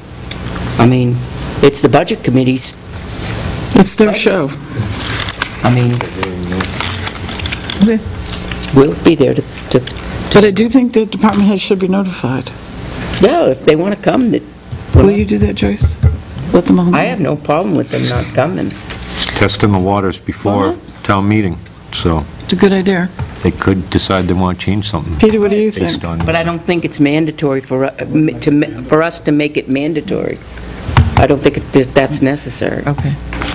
But I would say that the budget public hearing is, you know, if you'd like to show up and talk about, if there's questions about your budget and answer it, all well and good. Yay, I'd love to see them. But I don't feel that we need to make it mandatory for the department head. Just me. Well, apparently it's not just you. I'm the only one who think they should come, so. 2.3 inches of snow. I'm looking, we paid Ken Partridge 500 and, how much? $60 to remove snow. $580. $580 to remove snow as a subcontractor. We got 2.3 inches of snow that day. And he brought a loader in. We brought the loader. I think they just trucked, right? Do we do that every storm? Clean Main Street. No, he had a loader. Depends on who your public works director is, John. 4 hours loader, 4 hours truck. That is a loader. Well, he was doing it. How come they didn't use our loader? We just bought a... Times he wasn't in That's what I'm his saying, we window. just bought a brand-new loader, a great loader. I don't know what else we have for... Well, no, the problem is that has a much smaller bucket than what Kenny's We using. got It's probably- 2.3 inches of snow. Is that all that was? Yes, but if you're lifting half the amount of snow per bucket, it's going to take you longer to do it. Took him 4 hours. Well, yeah, if we had used our machine, it would have been 6 to 8 hours, because you're taking a smaller bite each time you lift. Well, all our guys were getting paid time and a half overtime while they were doing that, and we're also paying a subcontractor Yes, to but if do we it. used our machine, that we'd be paying more I think overtime. I think the question is why did we clean up the storm if there was so little snow? Well, we Is have... that the question? 2.3 my inches fell, but you question is- pushed it to the side, and now it's 3 feet of snow in the parking places. So you have to clean up the So what's your down. alternative, John? Well, You couldn't even park out here beside the... I'd like a better understanding on what it takes to clean up the town when we have the equipment, why that couldn't have been pushed aside or whatever with using Wasn't other that equipment. the New Year's weekend where... 28th? Where he has a certain amount of time to clean up the... 72 hours. He has 72 hours to clean up the Storm. downtown after a storm. The storm Okay. fell on Tuesday, Right, and then there the was... 27th, and that was the 28th. Right, and his choice was to do it on a holiday, and then there was another storm coming in shortly after that. So the next choice would have been Monday to do it on, and another storm was coming in. So every storm And week, that would have hire a been more than the contractor? 72 hours that the Main Street would have been cleaned up per the ordinance. That would have been 5 days, not 72 hours. Ask him next time he comes in. Yeah. Do we hire a subcontractor every storm to clean up the center of No, town? to clean downtown Main Street, we hire a subcontractor to do the dump, our dumps and his dump, and I don't know if the loader is there or not because of the new loader. They load it, the sidewalk machine is also used to push it off the sidewalk. It's used, and they bring it up to the snow storage area. The loader up there is also utilized to push it back further up there as they dump, as the trucks come and dump it, and then they come back down and get more and go back up. And it's all takes usually probably around 6 hours. This time it took around 4. Yeah, less snow, so. Well, next time it snows, I Get spent the skinny time on how it watching them. You works. should go down and watch them. yeah. I mean, I've driven through and seen. We should, quite the process, but- I mean, it's a legitimate question. Feel free to, let's just send him an email and see if he can answer it in an email, Joyce. We Before also next have a meeting. police That's an answer officer on that's an answer that should be, we just raised it in public, discussed it, the answer should be given in public, Yes. not by email. You can let him know we asked the question and we'll discuss it next week, but Could we read off the reply in email if he doesn't show up? Prefers, or do you want to He's ask? going to next- show I'm up, he's okay either way, required to come Thursday. yeah. I'll give him a heads up. Yeah, Yeah. and get the information Yeah. for us. That's it. I just read all those numbers. It doesn't, there's something off. I really don't think that it's 2.1 or inches of snow. I think we got a 2.3. little bit more than that, and then there was another dump after that, the next day or something.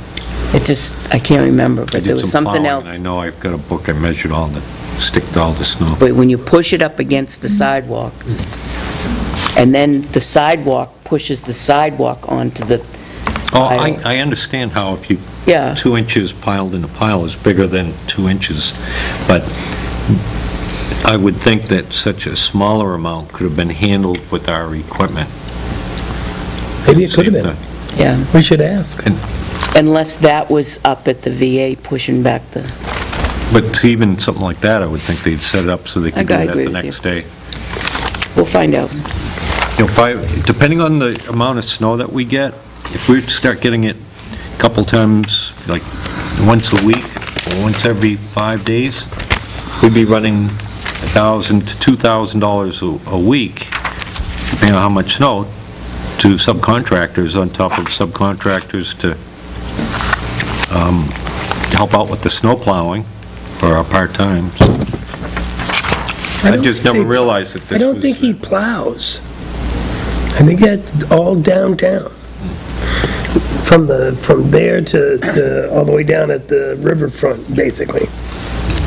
they did do up Winter Street at the Oh, same yeah, I time. don't want- And up Winter Street. We'll get the answer next. Yeah. They did And if it a snows, portion of I'll... Winter Street, and then they did a portion down by Mechanic. Wouldn't be All right, Joyce, really fair to me. moving right along. Okay, on the trees, I spoke with Glenn Smith. He said that Andy, their highway superintendent, spoke with Johnny. That's as much as he knew. I haven't had a chance to talk with Johnny to find out if they set a time, but as far as Glenn knew, Andy didn't come back to him or the Northfield Selectmen with any information. He said he felt that the Northfield Selectmen asked their highway superintendent to be their eyes and ears to go to the island and just see, because they don't go to the island. They don't know which trees are what or what the limbs are, and that's why they asked Andy to do it, to report back to them. They know where it is. Except when money's involved. So I explained to all the things that we had discussed, like, we're concerned about the, any potential hazards, that the board is anxious on wants to get ahead of this. All we're doing is just getting estimates for having, those limbs removed, and also either an annual or twice-a-year program of having a professional arborist. And I explained to him how our public works people aren't tree people. They don't cut trees for a living. They're not arborists. They don't know. That's why we wanted to defer to the professionals. They can't get up in those trees. So, and I said, do you think they'd mind if we just went ahead and at least got the estimates? And he didn't seem to think that there would be a problem with that. So I wanted to report that back to the board. If you can give me a date and time that you want to have these returned, and I'll have them returned just to you, and then we can make copies for the Northfield Selectmen of all the responses that we receive. I'm good with that. So when would you like to End of have them? February? Oh, I also got the insurance certificate from Magoon Tree to start in February, and I sent him the W-9 form, and I'm just waiting to get that back. So if you set about, when do you, expectation of sending them out? Monday, Tuesday? Monday, Okay, we can have them ready Monday. so, Second week of February? So that would be Monday, the 25th? yep, so we can say that February 15th is a Monday, Why don't we just do it on the Thursday that week? and we'll open them on the 18th? So it's 1, 2, 3 weeks. Yep. February 18th, okay. And have them due by 4 o'clock, and then they'll be here waiting for you at 4:30? You're going to have them due by the 18th at 4 o'clock? 4 o'clock? Okay. That'll give us a chance to get them up here. Yep. I would say earlier, Joyce. We start the meeting at 4:30, Okay. so I would just say 3:30. Or 3, whatever. I would say it earlier, because you don't want to be going downstairs, getting them, and then opening. Okay, so you want to open them up before 4:30? We can, that's No, after 4:30. after 4:30. We'll open them up during our selectmen's meeting. Okay. But we don't want people coming upstairs at 4:35 or 4:25 interrupting our meeting when we're getting ready to start. So 3:30. 3:30. Sounds better. Okay. On the 18th.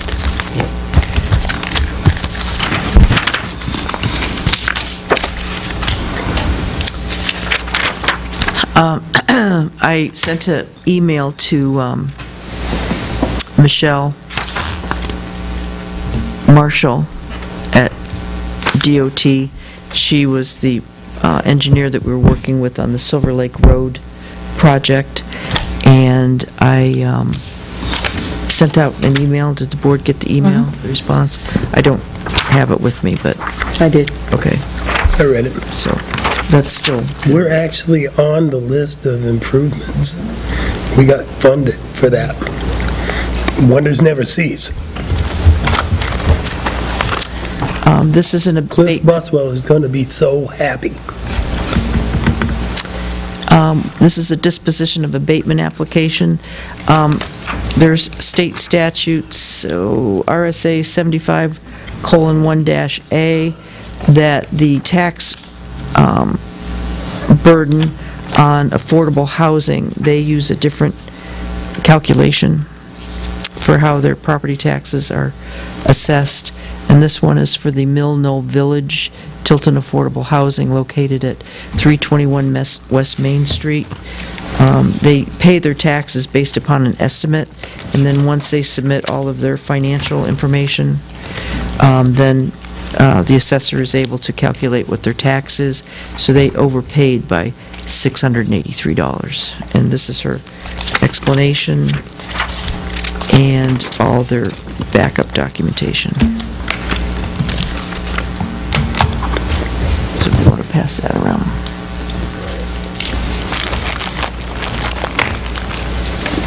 Silver Lake Road project is for 2017. Yep. Well, their fiscal year, right? So that would be 2016 for us. Summer.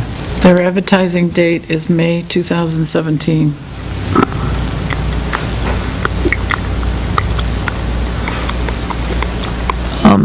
Excuse me, this is a letter from our, one of our law firms that we use, back in, oh God, what year was it? 2013. We had a case on 61 Business Drive about a building defect claim. Okay. And they have retained all their legal files, and they want to know if we want them back, their legal files, or if we don't ask for them back, then they will destroy them after 10 years. The only other time we've gotten a letter like this was from Mr. Puffer, Attorney Puffer, and the board then said, no, we want the legal files. Is there a charge?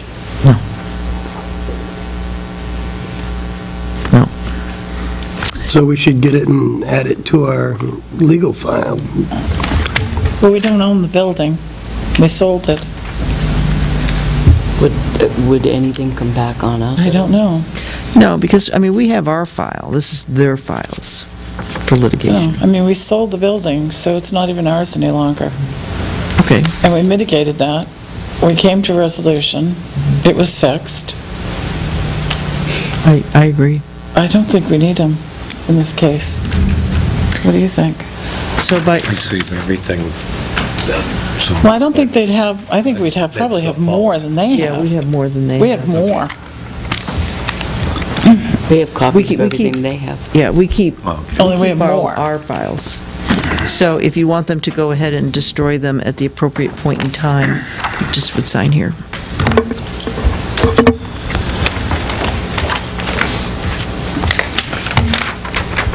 Three signed signatures.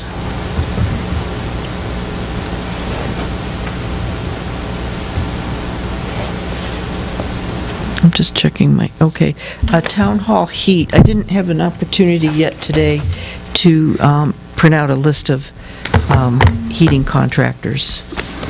So, I left it up in the air last meeting on what the board wanted to do, because that wasn't working consistently, the heat. Tonight, get a load of this. That one there is warm-ish. It had been running, you could tell by touching it. But the one right here on the same line was stone cold, like 40 degrees to the touch. Crazy. Crazy. It came up at our staff meeting on Wednesday, and I think everybody signed it. I thought that was And the thing. I said I would be bringing it up again next week, so with the board's permission, if I could get a list of heating contractors, find out who's available, and find out what their hourly rate is, and then you can pick who Their you want. level of expertise, I would think, would be an important factor here. I don't think throwing money at the lowest bidder is necessarily a good idea. They need to have a level of expertise that can actually fix this.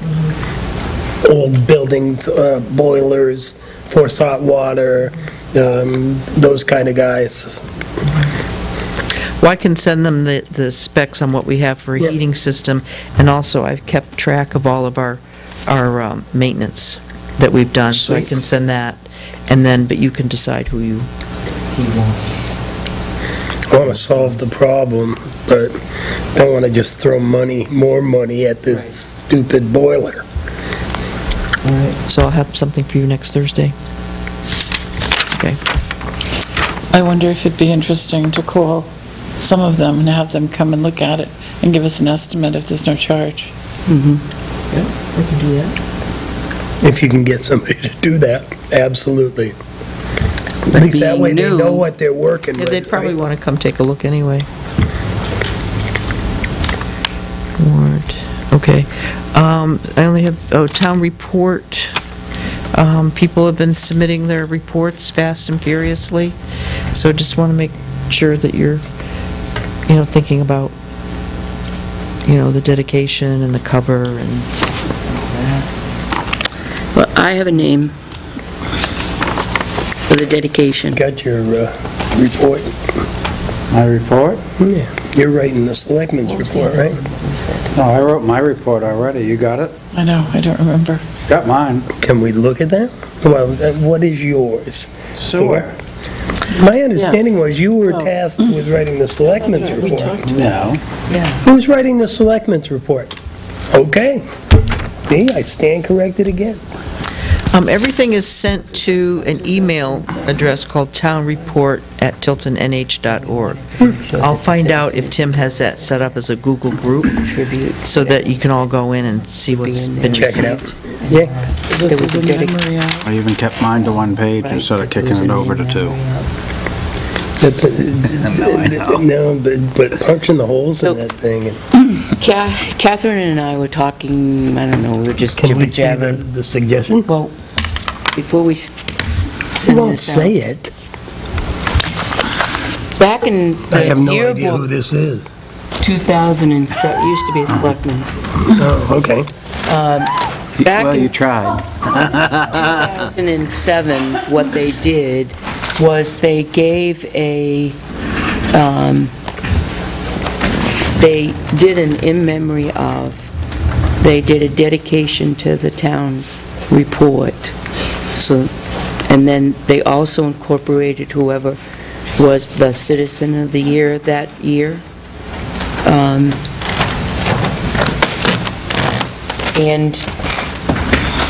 what was the other? So I thought it would be kind of nice to go back to that System? protocol. I mean, for Citizen of the Year, the in memory of, and then the dedication. And then there was one other one. We had, you can see. so we had, we mentioned the Citizen of the Year. Right. New to Tilton, that was Chief Corbier that year, and Joyce Fullweller. And the Boston Post cane recipient, retirements. Okay, so the retirements would be Dennis and Catherine. Yep, And then there Nice to was mention that. New to Tilton would be Gail. yep. Got to take your picture, Gail, sorry. Johnny. And Johnny. And Elizabeth Murray. And Johnny. Yeah, Elizabeth Murray. So we have a list of them. Dave Dave Appleby, Larry Young. Larry Young, Dave And, Appleby. and then usually we dedicate the yearbook, the annual report to someone, and then we have, when we've lost somebody like that, this was 2014, and that was Catherine Wosner. And then in memory of, we usually do if we lose someone who's I mean, he was on been of service to the town, and Bill Historical Society. Jocelyn was huge. The selectman for a number of years. Budget committee, he's planning. Mr. Postman. Postman for over 30 years. Is he still alive? No, We just lost him. in December. Now, those things that you listed before, Sounds Catherine, were those deserving, in the certainly. selectmen's I report? can think of other people, but No, they were in the front of the 2007 annual. Because that one could be an in memory of. Oh, I see, yep. Who's that picture? Bob Hardy. We did so. that. He was Citizen of the Year that year. I think I suggested it, but then changed it to somebody else. Did we do her one year? So who was the We dedication? already did her. Yeah. Didn't we? No, Yeah, I believe. no. Before you were selected. Oh, no, we were told unequivocally, absolutely not. Are you sure? You sure that she... It's not that person's Unequivocally choice. not? Who we decide is the person That would be my vote. No, we I would didn't vote that for it, year.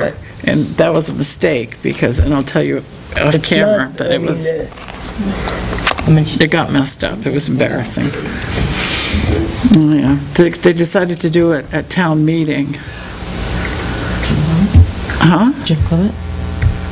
I don't remember who it was. Oh, But maybe. And one person who thought it was going to be them stood up and started walking up, and it wasn't.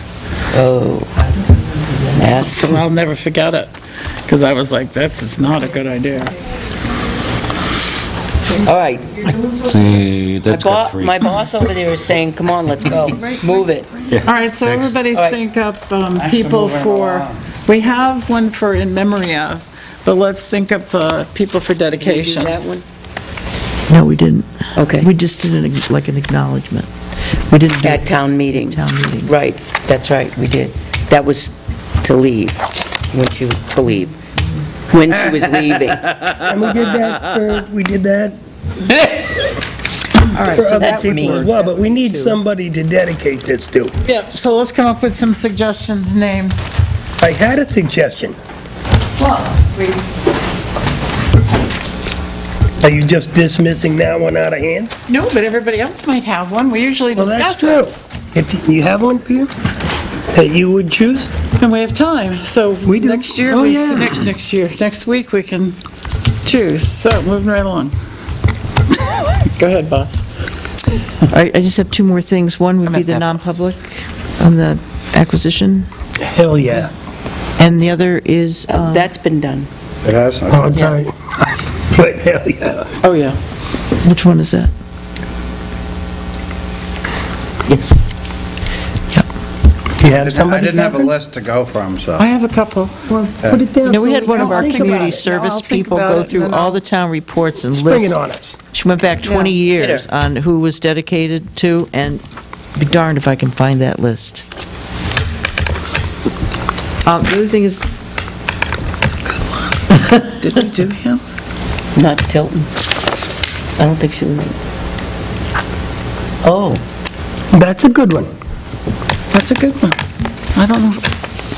So we'll think about that this week. I wish you'd write yours hold on a down, minute. Catherine, so we Well, I can wouldn't think know about because it was these. out of my folklore range. here. Well, we I got it can't right tell here. you. Right here.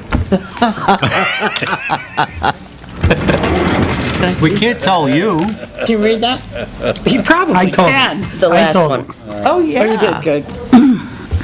Oh, yeah. That would be real good.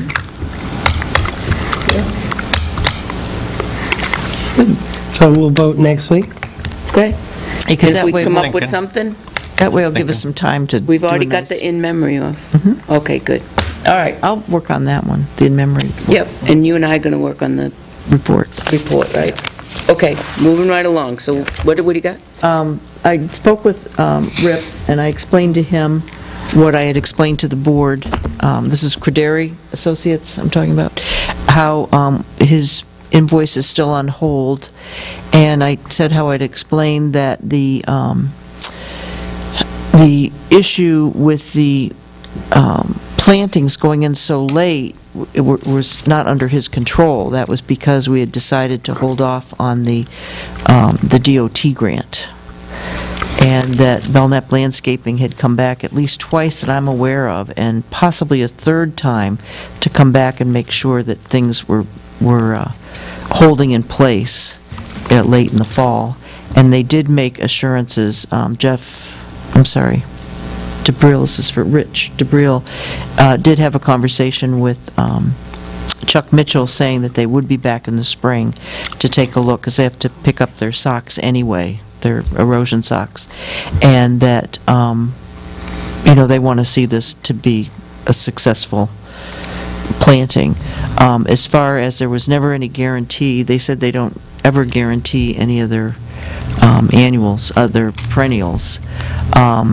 The Conservation Commission has gone ahead and even purchased on their own, actually it was a donation of more wildflower seed that they seeded.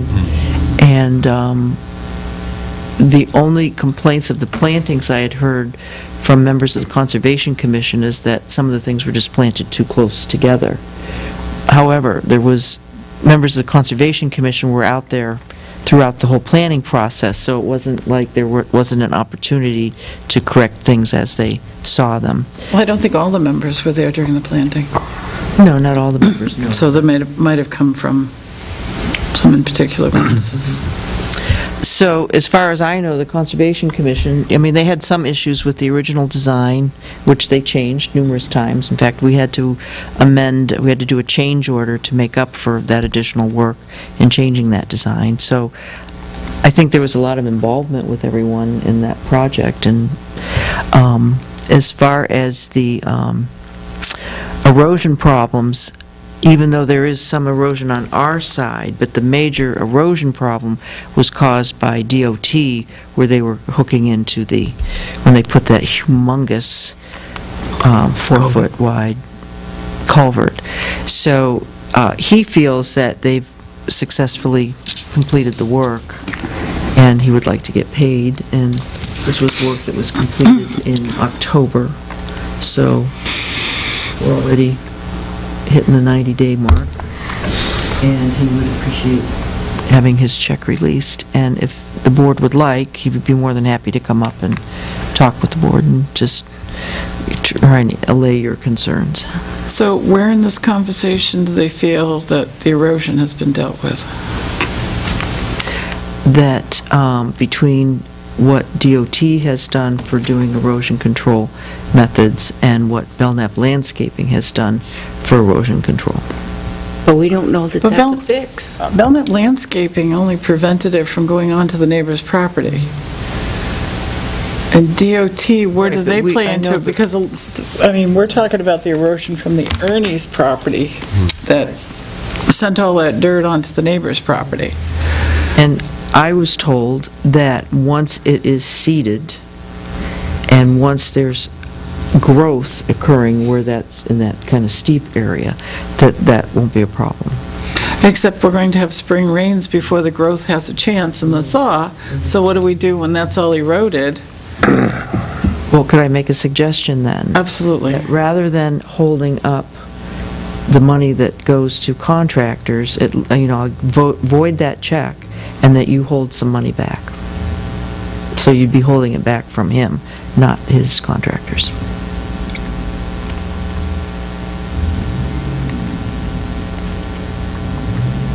I already signed to release the check. I'm all about getting them paid. Maybe holding back a little bit, but how much is a little I mean, bit? that's not in our contract. I mean, he's not That's going the to... surprising part, is why we wouldn't have any retainage in the contract to get you into the next season to make sure everything is done correctly. Well, we live and we learn. Well, also, this was supposed to be done a year and a half ago. It should have been all So- set. Whenever you Even finish so, it, you it always hold a goes, contingency. This project was done differently than most projects we've ever done. have we learned anything? Oh, big time. Kind of like the culvert. Kind of like Riverfront Park, too. We have learned a lot from this project. I could go either way, it doesn't matter. See, I don't see it stabilized at all, and I that those don't- plants are going to wash out, I mean, in clumps right down the thing, and the And person then we're who... going to end up Fish 'em out at spending Riverfront. money to Well, you put won't it be back. spending the money. Yeah, we will. It would be the Trails Association. Trails Association. No, They're gonna, No. they're They're not gonna, going to do it on Ernie's. I'm talking about Ernie's. they're gonna go replant. Where the turtle pot is? Is it WRTA going to do that? No, that would be Conservation Commission. And why should the Conservation Commission have to We fix haven't when it was an Turned it engineering over to the flaw? Conservation Commission. It's their land. I know Pat. it's their land. their I get their property. land, but the project is still our project. We We haven't- haven't finished the project and said, okay, they're going to say to us, whoa, wait a minute now. You folks created this project, and it's all eroded, and now you want us to pay for it to build it back? I can just see that happening. And that's what I'm trying to say to you. What if they leave up the bumpers? Bumpers didn't work the first time, and they did do additional washout the second time. The first And then time it there stopped were no raining. bumpers. Didn't it wash the bumpers out? They were supposed to have erosion control the first time. But they didn't have it, and the whole They bank needed gave way. additional, right, the whole thing, and they had to create more. They actually had to take the turtle portion out because they needed to And that hasn't started growing yet, smooth, is it? None of it has would in grade those it. areas, no. They had to grade that area. We don't even know if it's seeded We don't. properly. Well, Even- holding back that entire check. That isn't their fault. That was a decision that we made so that the DOT could... No. No, that's They an came to engineering. us and asked us to eliminate the turtle nesting area because of erosion, Right. and we said yes. So that is definitely an engineering flaw. If they didn't consider erosion on that banking for Of a that turtle river. nesting area, On a pitched I mean, angle. And the Hello? erosion that happened along the wooden fence, that's an engineering issue. Doing well. That was not planting or Belknap Landscaping or anybody else. That was an engineering flaw that allowed all that to go down there. I mean, I'm not an engineer, but right away I would have thought, you know what, that's a steep slope. Did I'm not going to anybody put seed there. inspect the I'm going grades to put to see if- sod there. So, They inspect the grades to see if they were done correctly? I have no idea. It's just so... We didn't have a clerk of the works.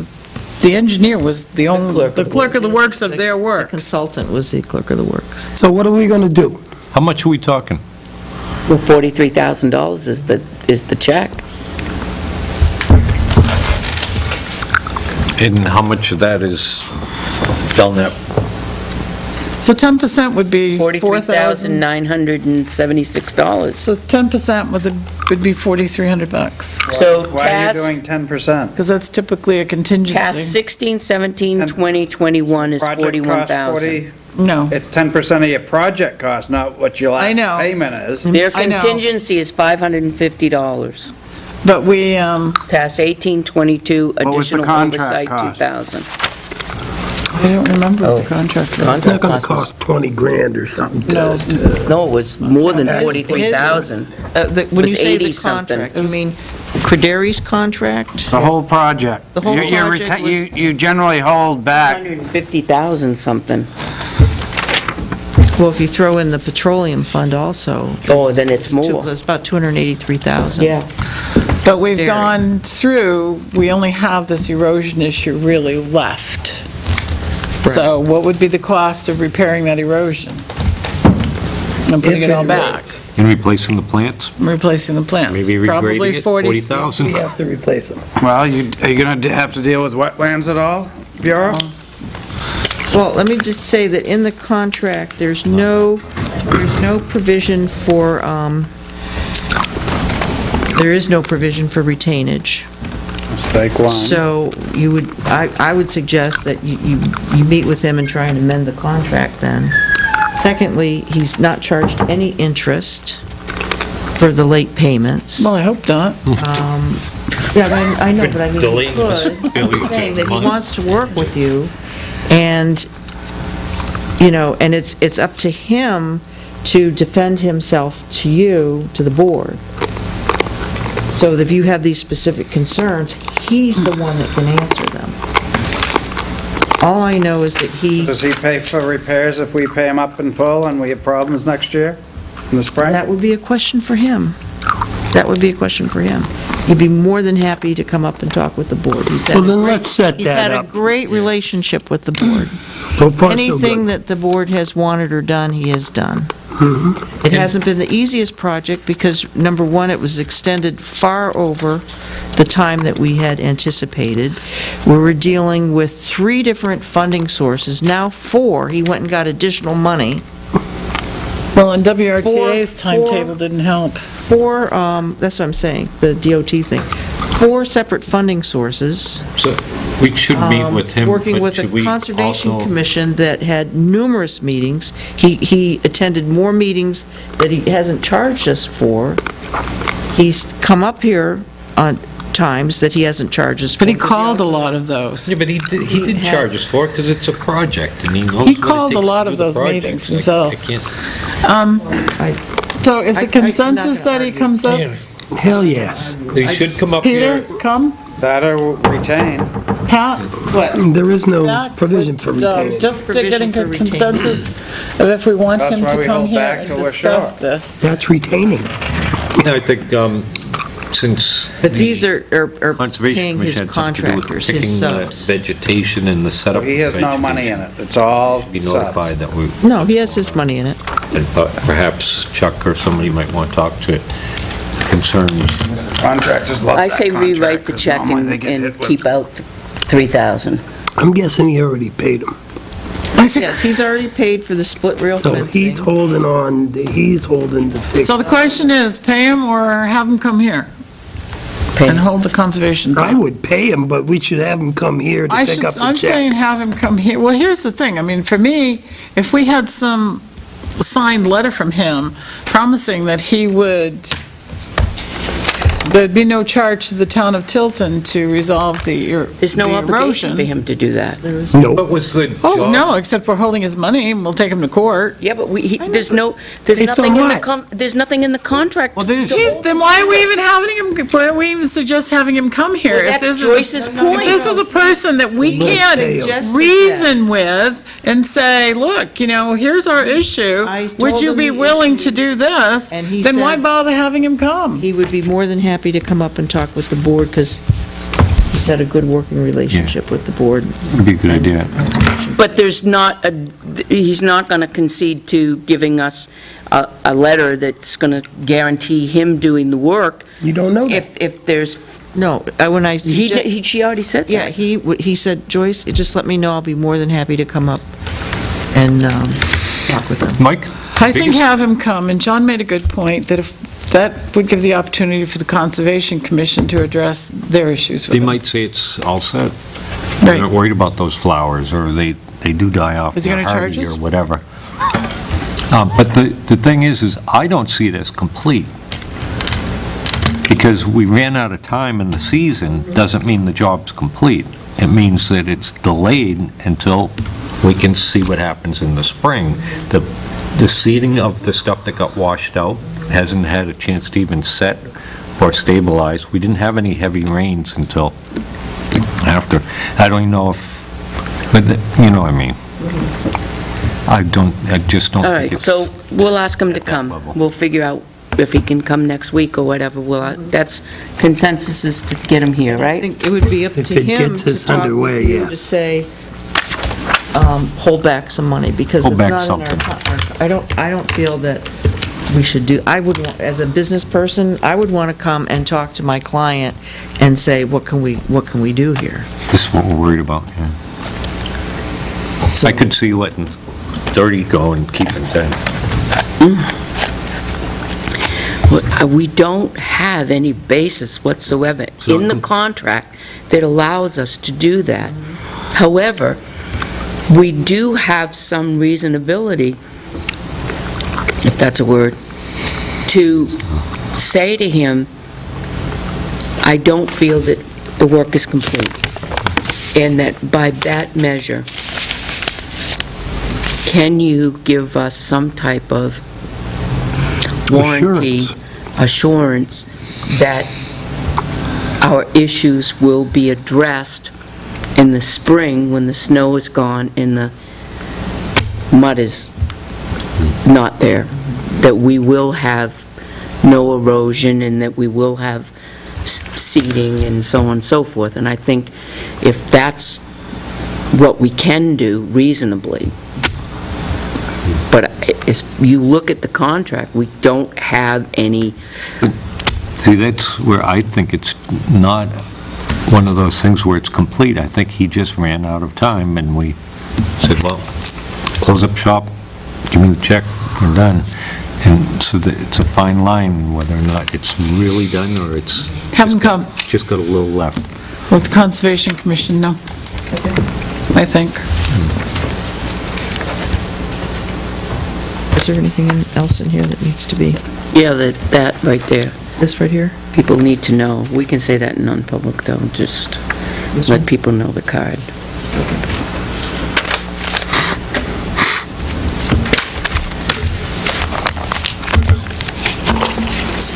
All right, Selectmen's reports. Anybody have anything that needs to be brought in public? I do. Okay. First thing, I would like to know if the selectmen would agree to have an employee of the Public Works Department, they pick up let me back up, they pick up the trash on Fridays every week when Riverfront Park is open. But this needs to be done on a weekly basis. I would like them to go around and clear the camera lenses. Our phantom pooper, Is back? no, but Get a compliment. we have Yes, pictures spider. of him. We have pictures of, you've been photographed. We have pictures of him. They would be clearer, much clearer and crisper if a spider hadn't built a web in front of the cameras and dewdrops collected on it. Okay, that's why there was some... So Sweating a lot. it had never been mentioned before that was something we need to maintenance, but since they're there every Friday anyway, Don't we have an employee in Riverfront Park? A feather duster. not right now. Well, no, but And it's as critical now as it is in the are they summer. picking up garbage there now? No, no one is doing anything at Riverfront Park, but we need one department to be be holding to it and do it every week. So if they get in the practice of it, and they drive by there every day, a couple of times a day, it would only take them probably 10 or 15 minutes to do it. I know because I did it at the Christmas event, or before it. Yes. Yeah, feather duster in the closet and Yep. just go. Get them an apparatus so they can, I don't have an issue with that at all. I mean, I really want to catch these yeah, I mean, it's awful to people have, that do these things. Any headway on the Phantom? they have some, like, he will be caught. Maybe we should put him on a wanted poster. Somebody will, please call in if you know this person. Don't you have a most wanted line on your, in your email, computer, Facebook? website? That's what it is.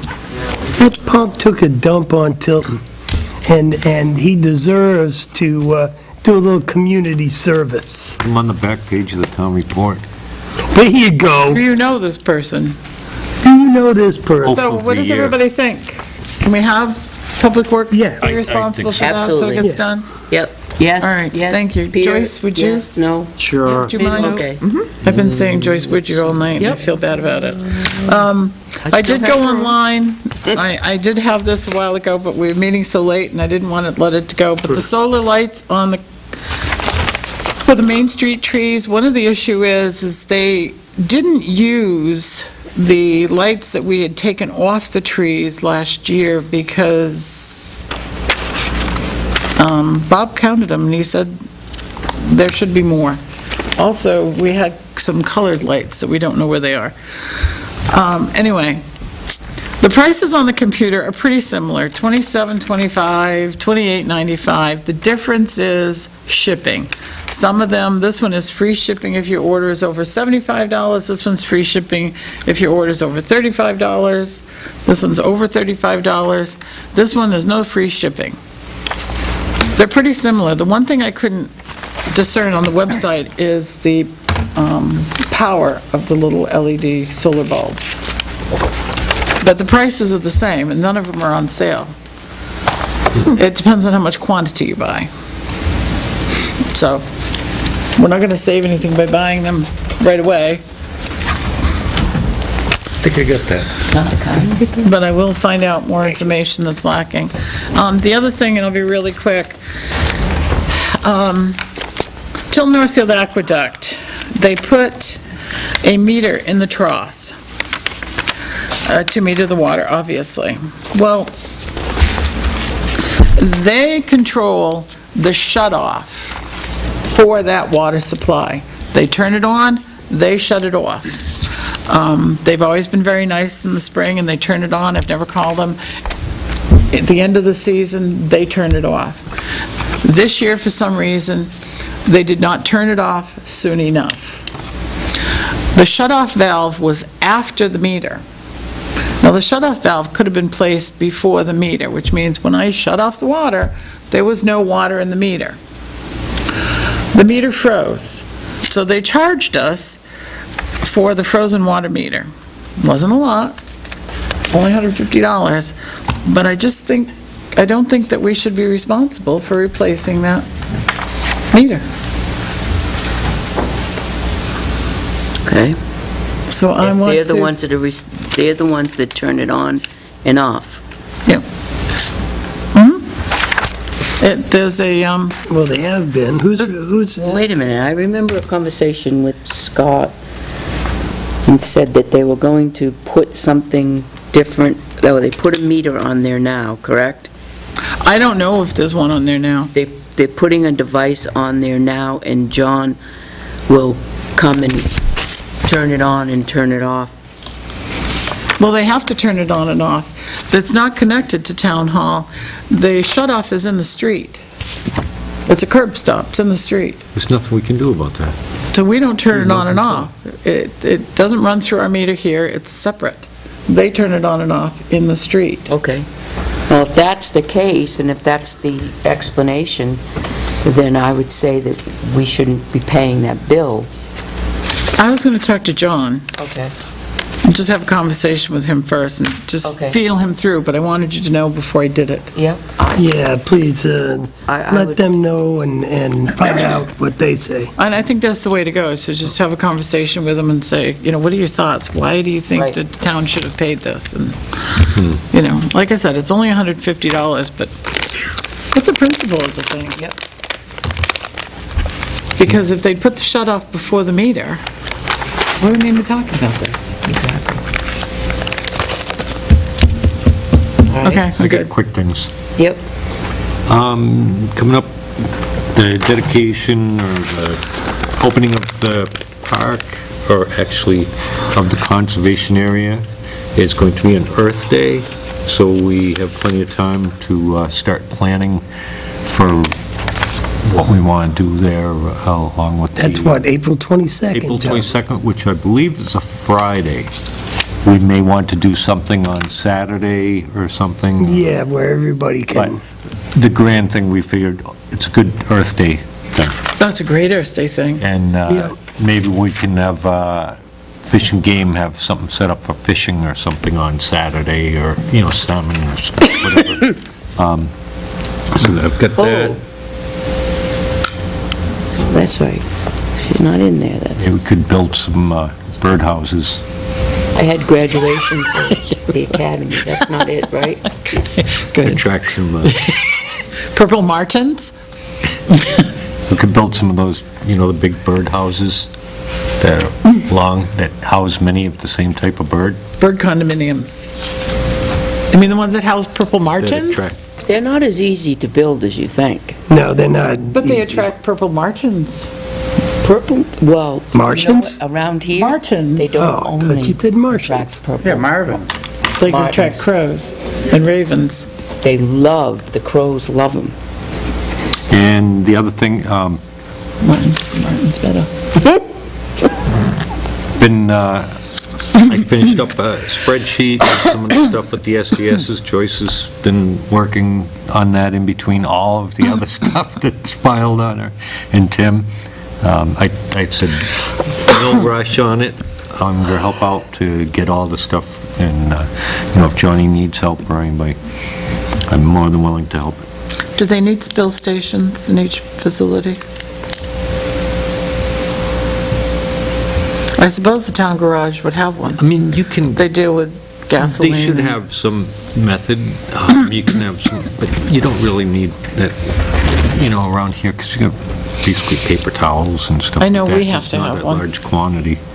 Well, you had mentioned you can buy eye wash bottles. Yeah, we should have eye wash in every With a building. little cup on it or whatever. Yeah, and it's saline water and do that. So, I mean, it's going to be an ongoing thing that just... Do we have to have the list? What? The list of who to call in case of? Yeah, I can set all that up. You're awesome to do that. That's Pick it pretty, up. there's a lot of Yeah. stuff that goes with it. And I was going to say and I completely forgot about the Grange, and so I added that to the list. But if you just put the name of the item, whether it be Windex, Clorox, Liquid Plumber, and the manufacturer, that's all you need. And where it's located, like the Grange or the police station or something. But it's not going to happen real fast, but I think in a month we should be pretty well all caught up. Oh, and Tim gave me the green stickers Oh, yeah. to put on things so that we'll know that we've added that information. So what you Nice. put on the list, just put a sticker on the thing. But he's got the hardest part because he's going to look up all the SDS sheets. I'm good at it. Organizing this is the hardest part. I- And it's all linked. I can tell you, it's not that hard because I already have a lot of them. Oh, you are? Yeah, because most of the products everybody uses. The same things, See, before, we talked about this, is each department was going to designate somebody to call up all the SDS sheets. But now all we have to do is just write the name and the Just write the name, manufacturer. yeah. He'll get the SDS sheets, and then I can just go to the web, wherever, and just print them all out. The thing that's going to be nice about it is not only can you, from any computer, as long as you're logged on under Town of Tilton email, Google accounts. You can even pick up your smartphone, pick it up, and say, you're driving somebody to the hospital, they just got battery acid or bleach in their eyes, and you get there and you can just go, hit, sort by the building, hit bleach, what type it is, and the SDS sheet will pop up. So, it's quick, it's easy. So, that's where everybody had a great training video. I don't know if you watched it. No, but I told employees I would send them the link. Are you in the training video? No, I found, I have some stuff on me, but it was kind of company proprietary, I found out. Any meetings, really. So, but I did find there was that other one that was made by the federal government. Okay. And it's good. Okay, Joe? I'm finally resigned from the RCC as the Tilton representative. So, although I still represent Lakes Region Planning, so if the Board of Directors feels that they want to appoint somebody else to that position, apparently we're capable of adding another person, another voice to the conversation. So if anybody has an interest in coming with me to these things, and it gives us a vote at the table for what that's worth. The voting things, it's not really controversial. When we first started out, we set up the volunteer driver program, and there were the criteria and how that was going to set up, and the reimbursement, all that stuff is done. So basically, recently we've been talking about how the volunteer driver program is doing, and the one big change with that was that if you had access to a bus, because the buses will go off, the short bus will go off the beaten path, the regular route for a half a mile, and pick you up at your house. If you have that, then if you're getting reimbursed through the 5310 grant, that they won't reimburse for that. Most of the people that do these things are volunteers, and the reimbursement is neither here nor there, and a lot of people don't even put in for it. But when you get granted state independent living or something like that, they use these reimbursements to help fund their buses and their drivers and what have you. So that's the only real thing. The only thing coming up is taxi vouchers. Part of the 5310 grant, which is a part of DOT, is that we haven't submitted the paperwork because we don't know how we're going to do this yet, is to have a voucher program. It's 10 o'clock at night. There's no buses running. There's no volunteer drivers available. You could call a cab and get reimbursed for a certain amount through this same 5310 grant. And I think that's going to be our big deal of the spring term. When the volunteer driver program came about, the chat committee had several members that were driving people. Obviously, that was our main mission, to drive people to and from doctor's appointments. Checkmate. We then partnered with the volunteer driver program to send our elderly people to them so that they could go through their program, because they got the federal funding to do that. The problem with the volunteer driver program is that they have a very, very small window of opportunity. So if you're an 85-year-old senior that needs to go to the doctor 2 weeks from now, you can't call today for 2 weeks from now. You only can call 3 to 5 business days prior to the date of you going. Then you wait 3 to 5 business days from the date that you're going, and then they say, well, okay, I'll put you on the list, and everybody else has already called in, and now they have no drivers available in the area, and they say, well, you have a bus, and this happened last week. The bus, the woman lives in the apartment next door. My appointment is at noontime in Laconia Hospital on Thursday. When did you call? Okay, I called 3 to 5 business days. I don't have a driver. Okay, so I called, found out that there was no driver available. They didn't call us because that's what we said. We didn't want anybody fall through the cracks, and they would call chat, and we would try to help out. They insisted, because she is on a bus route, that she would have to leave at 9:05 in the morning to go to Laconia Hospital, and she would be picked up at 3:55 p.m. to come home. Do you? I know, it's inconvenient. It's not inconvenient. It's not just inconvenient. It, pardon my French, sucks.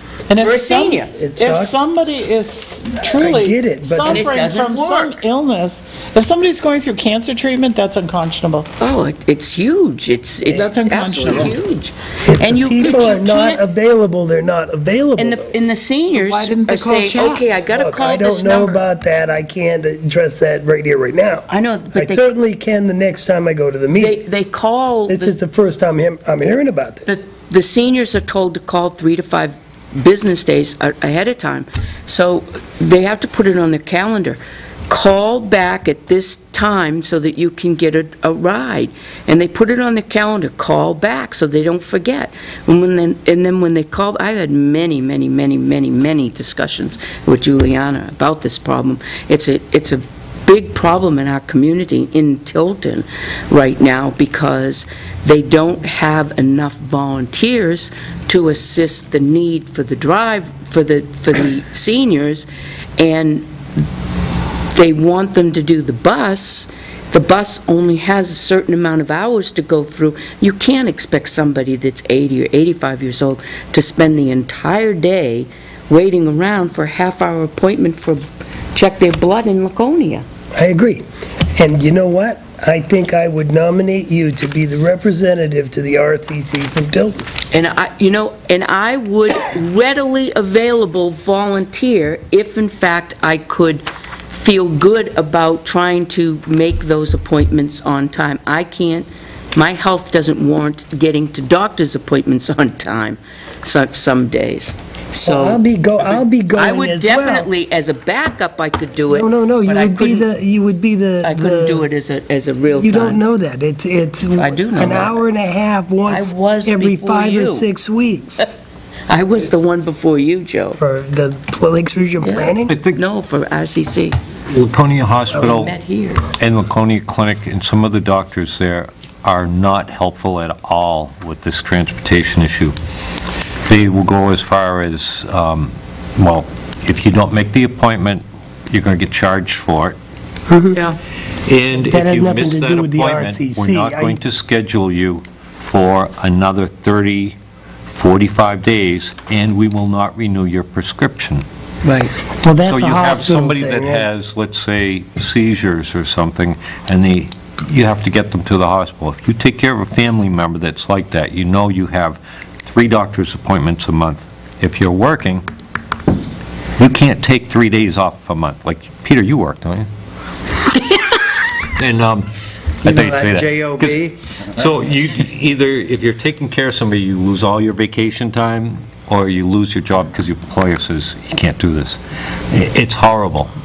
It is absolutely horrible. And anybody that can help and volunteer, even on a short notice or anything, to give somebody a ride, even if it's once a month, or just say, give me a call. They will get Is reimbursed. incredible. I mean, they do get reimbursed. We've put out paper, we've put it on our website.